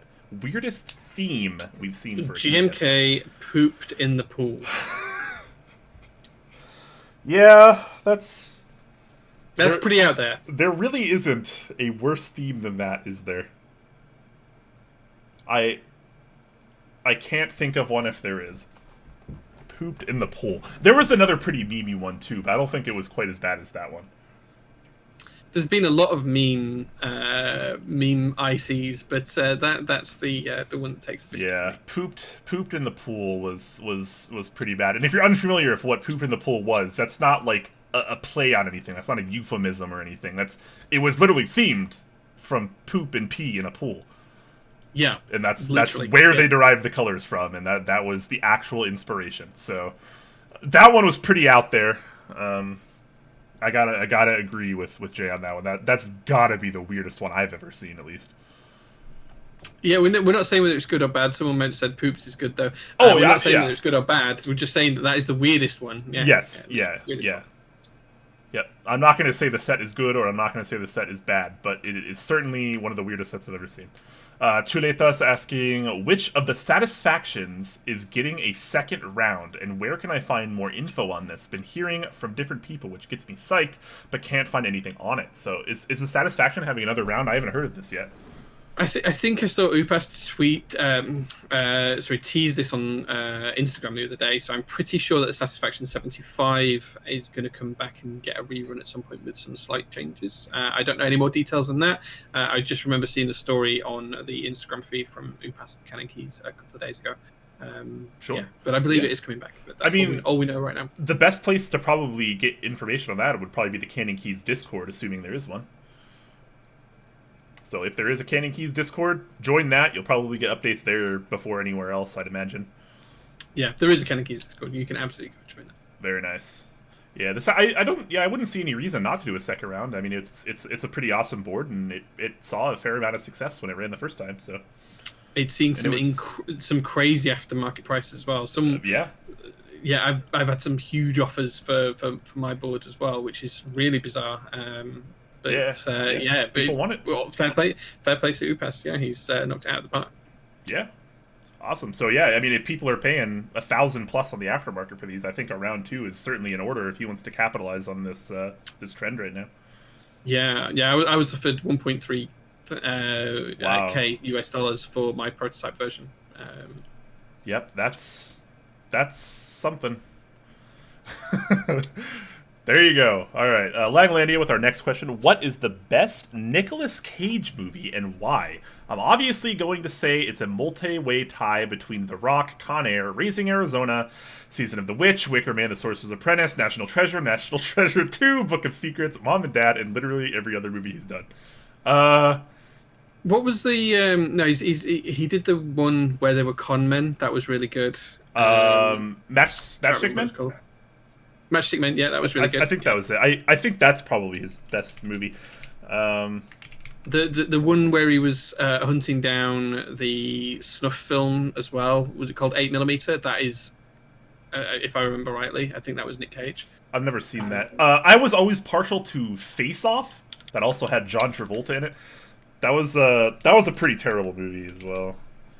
Yeah, no, 8mm is probably my favourite overall. So it's where he played a private investigator investigating the world of snuff films. So it's got Joaquin Phoenix, James Gandolfini, Peter Stormare, Anthony Held. That is a really, really, really good film. So definitely check that out. Someone brought up Lord of War. That's a pretty good one as well. That's like the only problem. That's like actually kind of a decent movie. Yeah, it's a great film. It's a great film. The co-star for that ruins the film a little bit for me. Fair enough. Yeah, I mean, I guess Lord of War, Matchstick Men, and 8mm has to be. I've never seen that, but those two are probably. If you haven't seen it, you need to see it. Yeah. Probably my favorite. With that said, I don't actually really care for Nicolas Cage, if I'm being honest. Just don't care. But I've also I don't really care that much about like actors. I don't watch a ton of movies. And when I do, it's I don't generally care who's in them. Orange Josh as well, Leaving Las Vegas. Big shout out for that one as well. Yeah, 8mm, Leaving Las Vegas, Matchstick Men are probably my favourite 3 of his films. If I just want to go balls to the wall silly, it's got to be Gone in 60 Seconds or The Rock. Yeah, The Rock was pretty decent. Hugh, we're gonna do a Life Aquatic movie night at some point soon. We're gonna do a Top Clack Discord. I guess we're gonna do a Life Aquatic Discord viewing, potentially, or a viewing of some sort. Once we figure out how to safely, legally do it, reasonably, and legally get everyone to watch the movie at the same exact time. Yeah. Which I know there are services for. I've used stuff like MetaStream and such before, so there are options, but some of them can be a little difficult to get a ridiculous amount of people in. But we'll try to work that out. Yeah, we'll work on that. We'll put an announcement up, but the first one is going to be Steve Zissou's Life Aquatic, or the Life Aquatic with Steve Zissou. Sorry, that's definitely going to be the one we do. Yeah. Rich App is asking, is there an easy way to keep track of all the running group buy and ICs? Several, in fact. Yeah, I mean, I might be a little biased here, but watching this show, Top Clack, we put up a VOD of every single episode, and although I've been failing on it the last couple weeks, I think, we do usually post the news on our official website, topclack.com, in the weekly news section after the shows. I do apologize, it is a little outdated at the moment, but once I catch up on that, it'll be a little bit easier to manage. But yeah, just watch Top Clack, watch it live, or watch the VOD. There's other services as well. Shout out to Man of Interest. He does a series on YouTube called This Week in Keyboards. That's it's sometimes the videos are still a little long, but it is a more produced and concise way of consuming that. But if you're just looking for a list, then yeah, just keep track of the Top Clack website once I update it, because it's just I literally just list and link all the topics that we talked about, and that's it. So it's really easy. Yeah. Eskimo Joe also has a link, a public spreadsheet of all board and key set group buys. There's also the Keycap calendar, which is a Keycap calendar of all the group buys that are going to run for Keycap sets. You can also just join Geek Hack and Keep Talk and various Discords and keep up to date that way as well. Lots of different opportunities there. Starstone has also released a new newsletter, which has had one episode so far, where he's going to be covering some of his favorite interest checks each week as well. So that might not include everything, but it might include some things that might interest you too. So lots of different options and choices out there. Yep, absolutely, definitely. Talisman Solutions gifts a tier 1 sub to Rich App. That's his 236th gifted sub in this channel. So thank you so much, Talisman. Huge. Always coming up huge on these gifted subs, man. Wild. Yeah. All right, let's see. Loves the is asking, will the special stream on Saturday show up in the podcast feed? Yeah. Yep. I'll make sure we upload it to the podcast feed. Absolutely. Let's see. Chuletas asking, you guys didn't like Pooped in the Pool? That's an awesome little kit that should actually happen. We didn't say we didn't like it. That's we true. said it was it was the weirdest interest check theme we'd ever seen. Although we have actually covered the interest check. I don't remember if we said we liked it or not. The interest check was admittedly pretty weak, so it was kind of hard to judge off of. I mean, there were colors, and they could potentially look good together. I'll leave it at that. All right, just scrolling through here. Hue asking, movie nights win? We'll figure it out. Join the Discord. As long as you're in the Discord and you read the announcements channel when there's new announcements, you'll know just as soon as everyone else. There's my recommendation for you, because that's where we talk about everything first. All right, 10 Strong asking, if you had to remove one common layout, which would it be? Removing one common layout. I don't know. I don't necessarily feel the need to remove a common layout. I don't want to ever take away something from someone that people actually get use out of. Yeah, I kind of agree and disagree. I think if I had to pick one, it would be something quite specific. It would be 75% where the F row and the num row are aligned. I much prefer them to be staggered. That would be the one that I would get rid of. So, sure. Yeah, so something more like the Dawn or whatever else the other 75% have been have got that staggered F row or have blockers in the F row. That kind of thing. Much prefer. I gotta be honest. I'm not sure what layout I'd remove. I'd probably try to remove whatever one would get everyone closer to a slightly more universal layout. I know that'll probably never happen, but it'd be interesting to maybe consolidate some of the layouts a little bit more, because I do think that there are a lot of people in the hobby that can use a lot more layouts than they think they can. I don't know. I'm trying to be a little vague about this, but yeah, I don't know. I'd like to get people a little bit more consolidated onto maybe some more popular layouts, but again, at the same time, I don't want to ever remove something that especially a lot of people use. And obviously, if it's a common layout, then a lot of people are probably using it. So, that's a tough question for me. Chuletas with another question. How do you guys feel about Novel Keys creams selling out within a few hours of being restocked, and things like H1, marshmallows, and alpacas coming out at the same time? I feel like those are very different things. I'm a little surprised that creams are selling out as fast as they are. I guess I can't be that surprised. Personally, I like the Switch a lot, but it's not a perfect Switch, and it always feels like a lot of people don't really like the creams that much. A lot of people find them pretty mediocre. But I think because Nathan built that board for, was it Tfue? Yeah, Tfue, I don't know, yeah, but he built a board for him. But, and yeah, really popular streamer, obviously, so, if a really popular streamer says they like something, then, something's probably going to sell out, just like, if Nathan Kim says he absolutely loves this, like, a particular Switch, that Switch is obviously going to start selling more. That's kind of just influence. They're influencers, and that's what they're capable of. And I think that's his job. Yeah, and if he's Novel Keys is a sponsor of his, if I'm not mistaken. So obviously he's gonna want to try to support Novel Keys in that. With that said, I don't think creams are a perfect Switch, but I do like them quite a bit. I don't think they're worth any more than group buy price either, personally. No, nah.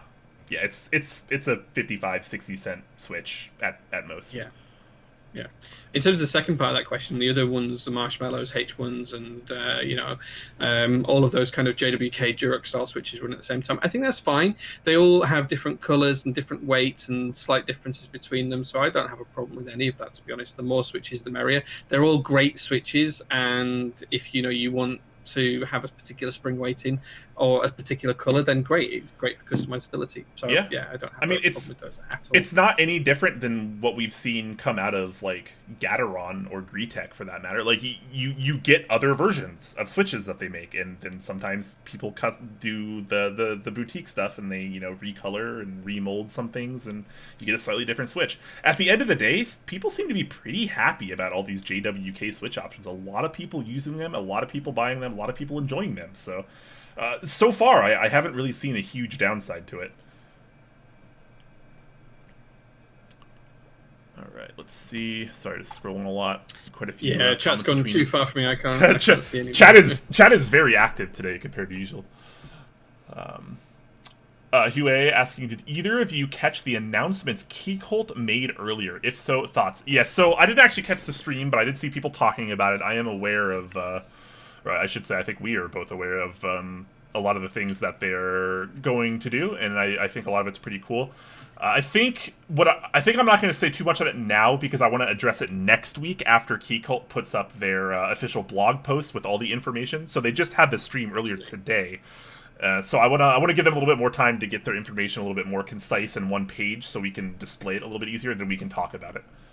Yeah, I'd agree. I did see the broad gist of the announcements, but I haven't watched back the stream or anything myself. I was having a nap earlier on, I think, when it came out. So, I want to go back and look at that properly before we talk about it here. But we'll definitely cover it next week. Yeah. Yep. Kiva, you asking any updates on Behind the Keyboard? Hopefully, there's going to be an episode next week. Yesterday, I mostly confirmed a guest. I'm just waiting for the final confirmation from the guest. And assuming he says yes, then next week will be a go. If not, I do have other streams lined up.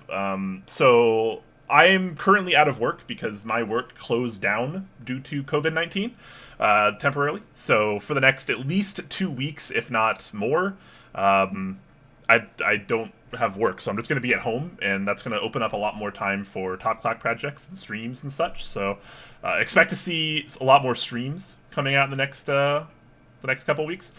Tomorrow I have a build stream. I'm going to be building a Bower. Saturday we have a special stream. Jay's going to be streaming his normal build streams on Sunday. So Thursday, Friday, Saturday, Sunday, we're already going to be going 4 days in a row, and I still have several other things to be streamed as well. So. Hopefully, as far as Behind the Keyboard is concerned, that specifically, I'm really hoping for next Friday. Just waiting on a final confirmation from a pretty epic guest, if I'm honest. So that's going to be pretty exciting. Look forward to that. Yeah, it should be really good. I think I've got a few additional streams next week as well. So there'll be one not really keyboard related stream, but one that I'm hoping you guys will be interested in, and I might do a second build stream next week as well. So I'm going to try and aim and do one on either Tuesday night or Wednesday night, late time here, so it'll be starting probably 10 p.m. UK time. So quite late on in the afternoons for you guys to watch. It's a little bit later than my usual Sunday build stream, but Sunday will happen. There might be 1 or 2 streams next week during the week from me. Brian's going to have additional stuff as well. We're going to try and put out as much content for you guys to watch as possible during the lockdown, during people being at home and isolating and social distancing themselves. So we're going to try and keep you guys entertained as much as possibly can. Yep, absolutely. Couldn't have said it any better myself. And we'll arrange that film viewing stream as well. I'll get on that tomorrow and work out what the best way to do that is, because it's my day off work tomorrow. Even though I'm working from home now, I'm not actually working tomorrow. So I will look at that. I will arrange something, and I'll post an announcement about when we're going to watch the Life Aquatic with Steve Zissou together. Awesome. Also, Captain Barber's asking, there's a podcast feed. Where is that at? So, obviously some people do get used to it. I'm gonna post it in here. It's just I've already linked it. It's just the PodBean that we use. Nothing fancy, but a lot of people were asking for it, so we did start doing it eventually. So there is that. JSim911 is asking, can we talk about who should meet up? Sorry, can we talk about who should meet up at something like KeyCon and standardize the 65 and 75% layouts?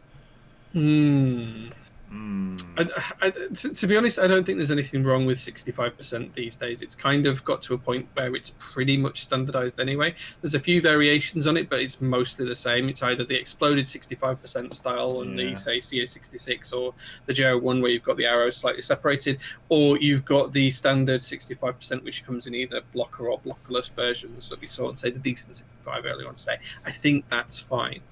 In terms of 75%, I think mostly people have agreed on that these days. There's just different arrangements of the keys, so whether you put blockers on the F row or not, whether you explode out the arrow keys like on the Satisfaction 75 or not. Again, I think they're pretty standardized. You know, it's just slight variations on the same thing. And you've got some really obscure ones actually in the 75% world, like the VEA, which is kind of really strange because it's got macro columns and it's a split, and it uses stupid SATA connections. I don't know why they did that, but anyway, digressing. So I think if you tried to restrict any more, you would cause more problems, and people would do things that were way out of. You'd end up with so many people doing stuff that was nowhere near any set standard if you did that. Which isn't necessarily a bad thing, but more choice is better. Yeah. Exactly. I mean, I think there are probably some things we could do to better standardize 65 and 75%. There are things that we could work on. But with that said, I actually think that maybe not 75%, but 65% is actually a lot more standardized these days than we might think. And the only reason that a lot of people view it as not standardized very much is because unlike 60%, which actually have tons of compatible parts, like look at tray mount cases for 60%. There are tons of tray mount cases, and there are tons of plates that are made for that, and there are tons of PCBs that are made for that. 65%, you don't really have a whole lot of tray mount 65% options. So it was a lot easier to standardize something like 60% because you have all those intercompatible parts, whereas in 65% tends to be a little bit more higher end, and it's usually sandwich mount or top mount, gasket mount, something of that like. So it's a little less seemingly standardized because of that. But I think as far as the layouts are concerned, I think a lot of people kind of already have pretty standardized layouts, and they have their preferences, and I think 65% is in a fine place right now, if I'm being totally honest. Yeah.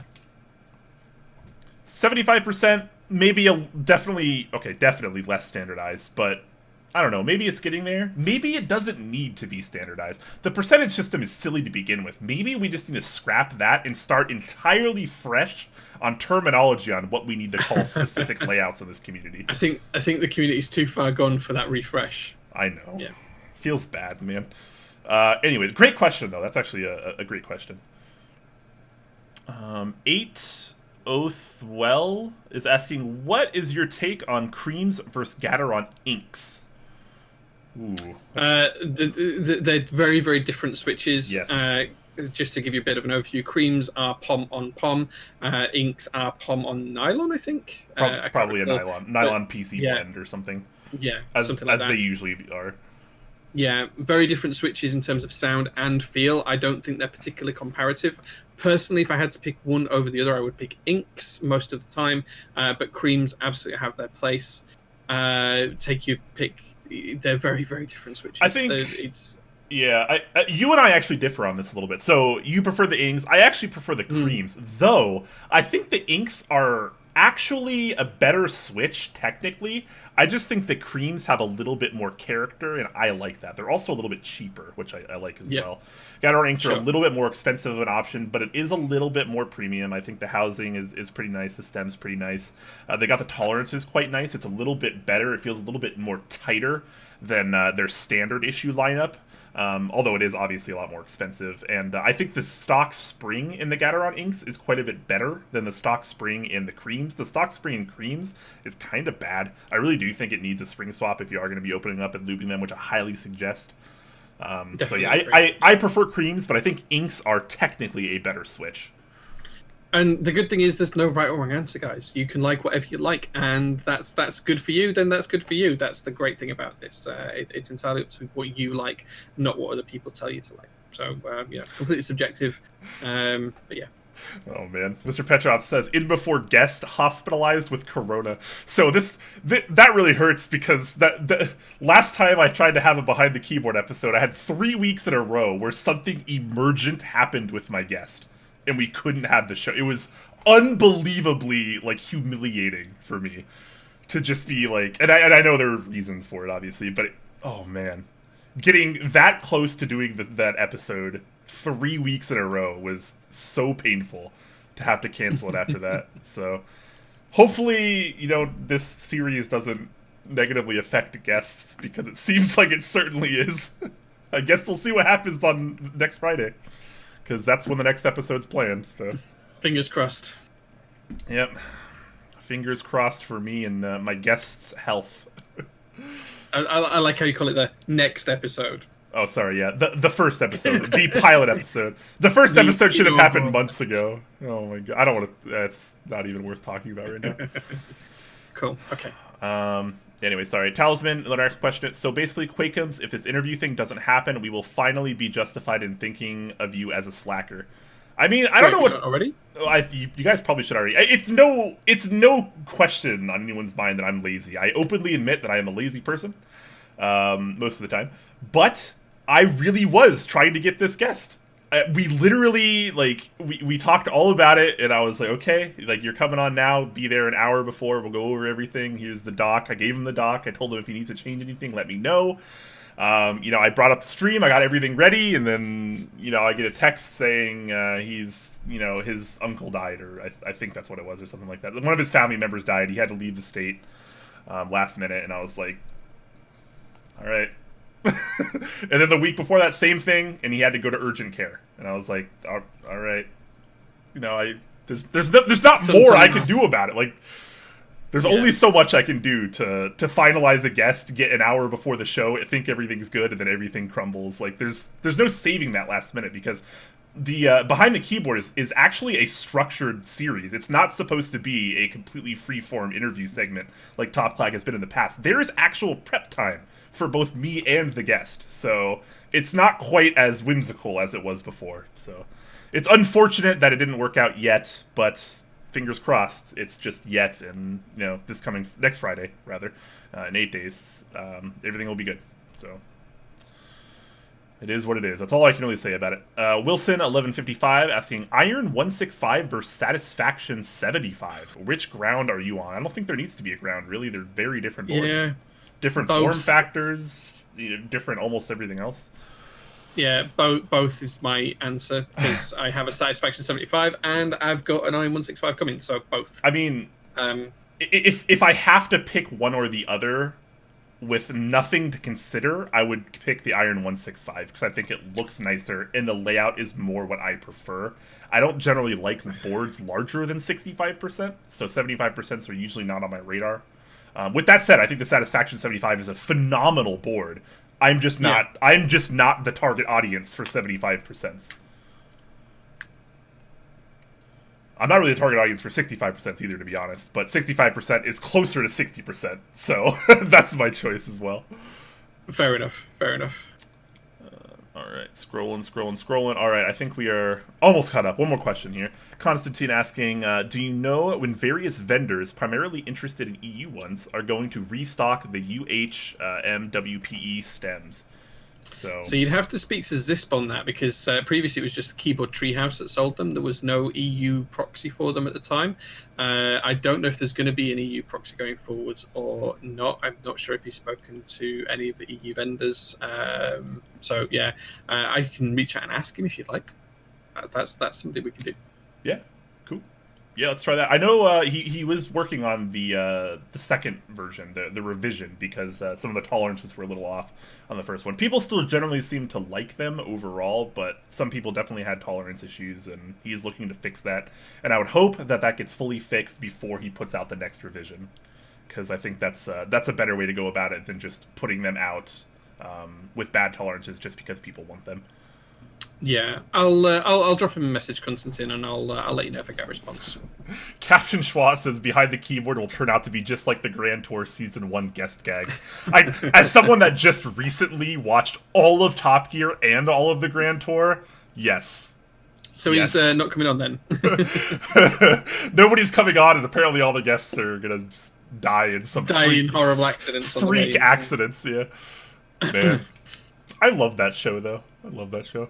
10 Strong grilling us on the 24-hour. He's asking if that's happening. So that actually is 100% our fault. I mean, I gotta be open and honest. There's really no excuse. We probably could have done it multiple times by now. We just haven't, because sometimes we have other things going on in our lives. Yeah. It's just, we both work. It just is what it is. But there is little excuse on that. Yeah, we should have had that done already. And there's not really anything else I can say about that other than hopefully we do it soon. It's just it's not the first thing on our list of things to do right now. It's been kind of put to the back burner so other things can take a little bit more priority, and that's just the way it is. It's kind of unfortunate, but you and I should actually sit down together and find a schedule for this, because we might actually be able to do it soon now while I'm off work. Yeah, okay. We can sit down and have a look at that. We should have a meeting in the next couple of days and talk through a lot of these things. Yeah. Because I feel like if there is ever going to be a time to do it, it's going to be when one or both of us is not working. Yeah, absolutely. Okay, cool. Let's have a chat in the next couple of days and see where we get to. We'll try and have an hour, maybe after the stream on Saturday, where we sit down and talk things through. Yeah. Grand Clack, says Wilson 1155. I like that. Grand Clack, fantastic.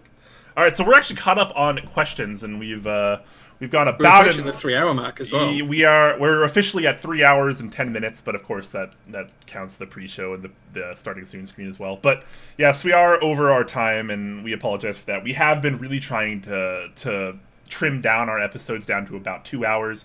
Today we had a pretty intricate news doc. There wasn't a ton of topics, but a lot of keyboards with a lot of features, and that usually takes a little while to get through. So we apologize for that. We really are trying to keep these shows down to 2 hours, because I know it's kind of hard to consume 3+ hour streams every week. So again, apologies for that. But yeah, so we are going to be heading out now for the night. So let's recap on what's coming up for Top Clack. So tomorrow I will be doing a build stream. Tomorrow, Friday, I'm going to be building a Bower. It's going to be pretty awesome. I'm going to be unboxing and building that on stream. I'm going to be aiming for 5 p.m. Pacific time. 5 p.m. Pacific time, guys. That's my aiming. Of course, the announcement will be posted hours before then in the Top Clack Discord, which is, big surprise, linked below. While you're down there joining the official Discord, consider subscribing to our YouTube channel too, which we recently crossed 5,000 subs on. And because of that, we are going to be doing a giveaway, a YouTube giveaway because of that. Not 100% sure what we're doing yet, but we are going to work that out very, very soon, and look forward to that. So thank you to all to subscribe and watch on YouTube. Expect a giveaway coming very soon. Let's see. So yes, tomorrow, build stream with me, Bower. Saturday, 2 p.m. Pacific time. Jay and I are going to be hosting a kind of a keyboard roundtable, if you will, a kind of a collective of minds with a couple other vendors, a couple designers, and a couple other content creators. We're going to sit down and we're going to talk about the state of our current community, how COVID-19 is affecting it, how it'll continue to affect it, as well as some other interesting topics. So if you want a ton of keyboard content, it's coming, guys. Expect it. And then, of course, Sunday, Jay build stream as always, so you get Top Clack 4 days in a row this week. Yeah, absolutely. And then post that build stream on Sunday. I think it's going to be the IDB 60, the stainless steel edition that I'll be building on Sunday. Post that, I will have a kind of non-keyboard related build of something that's pretty cool later in the week, purely to just give you guys content and stuff like that as well. So that's either going to be on Tuesday or Wednesday. I will add and chuck in another build stream at some point next week if I can find the time as well. So we might have something maybe Tuesday and maybe Thursday as well next week or something like that, or maybe Tuesday and Wednesday something. But definitely have one stream, maybe have 2 during the week next week. Awesome. Sounds good. All right, guys. Well, hopefully you guys enjoyed this stream as much as we enjoyed doing it. And yeah, look forward to lots more keyboard content coming out of Top Clack in the coming days, weeks, and months. Of course, again, join that official Discord link below. I can't stress that enough. That's when you're going to get notified about everything. Everything will always go in the announcement channel. So if you're ever wondering when anything is happening, it's always going to be posted in the announcement channel, guys. So it's a good place to be. Plus, we got something there for anyone, whether you want to talk about whiskey or cheese or your pets or shoes or cars or keyboards. There's a lot of great people there. And, of course, we have a support channel as well if you're having trouble keyboard-wise. And, yeah. Any closing thoughts, Jay? No, just stay safe, folks. Follow government advice in your area whilst we're going through COVID. And if you want to chat, you want to hang out, as Brian says, come and just chat to us on the Discord. We're both going to be around a fair amount around work. So, yeah, just come and hang out, stay safe, keep sane, and look out for all the stuff we've got coming. And I will sort out the film club as well. We will do Top Clack Film Club. We'll do a watch party for Top Clack movie nights. Life Aquatic. Yeah, Life Aquatic with Steve. I'm looking forward to that. It's a good film. Get your popcorn ready, everyone.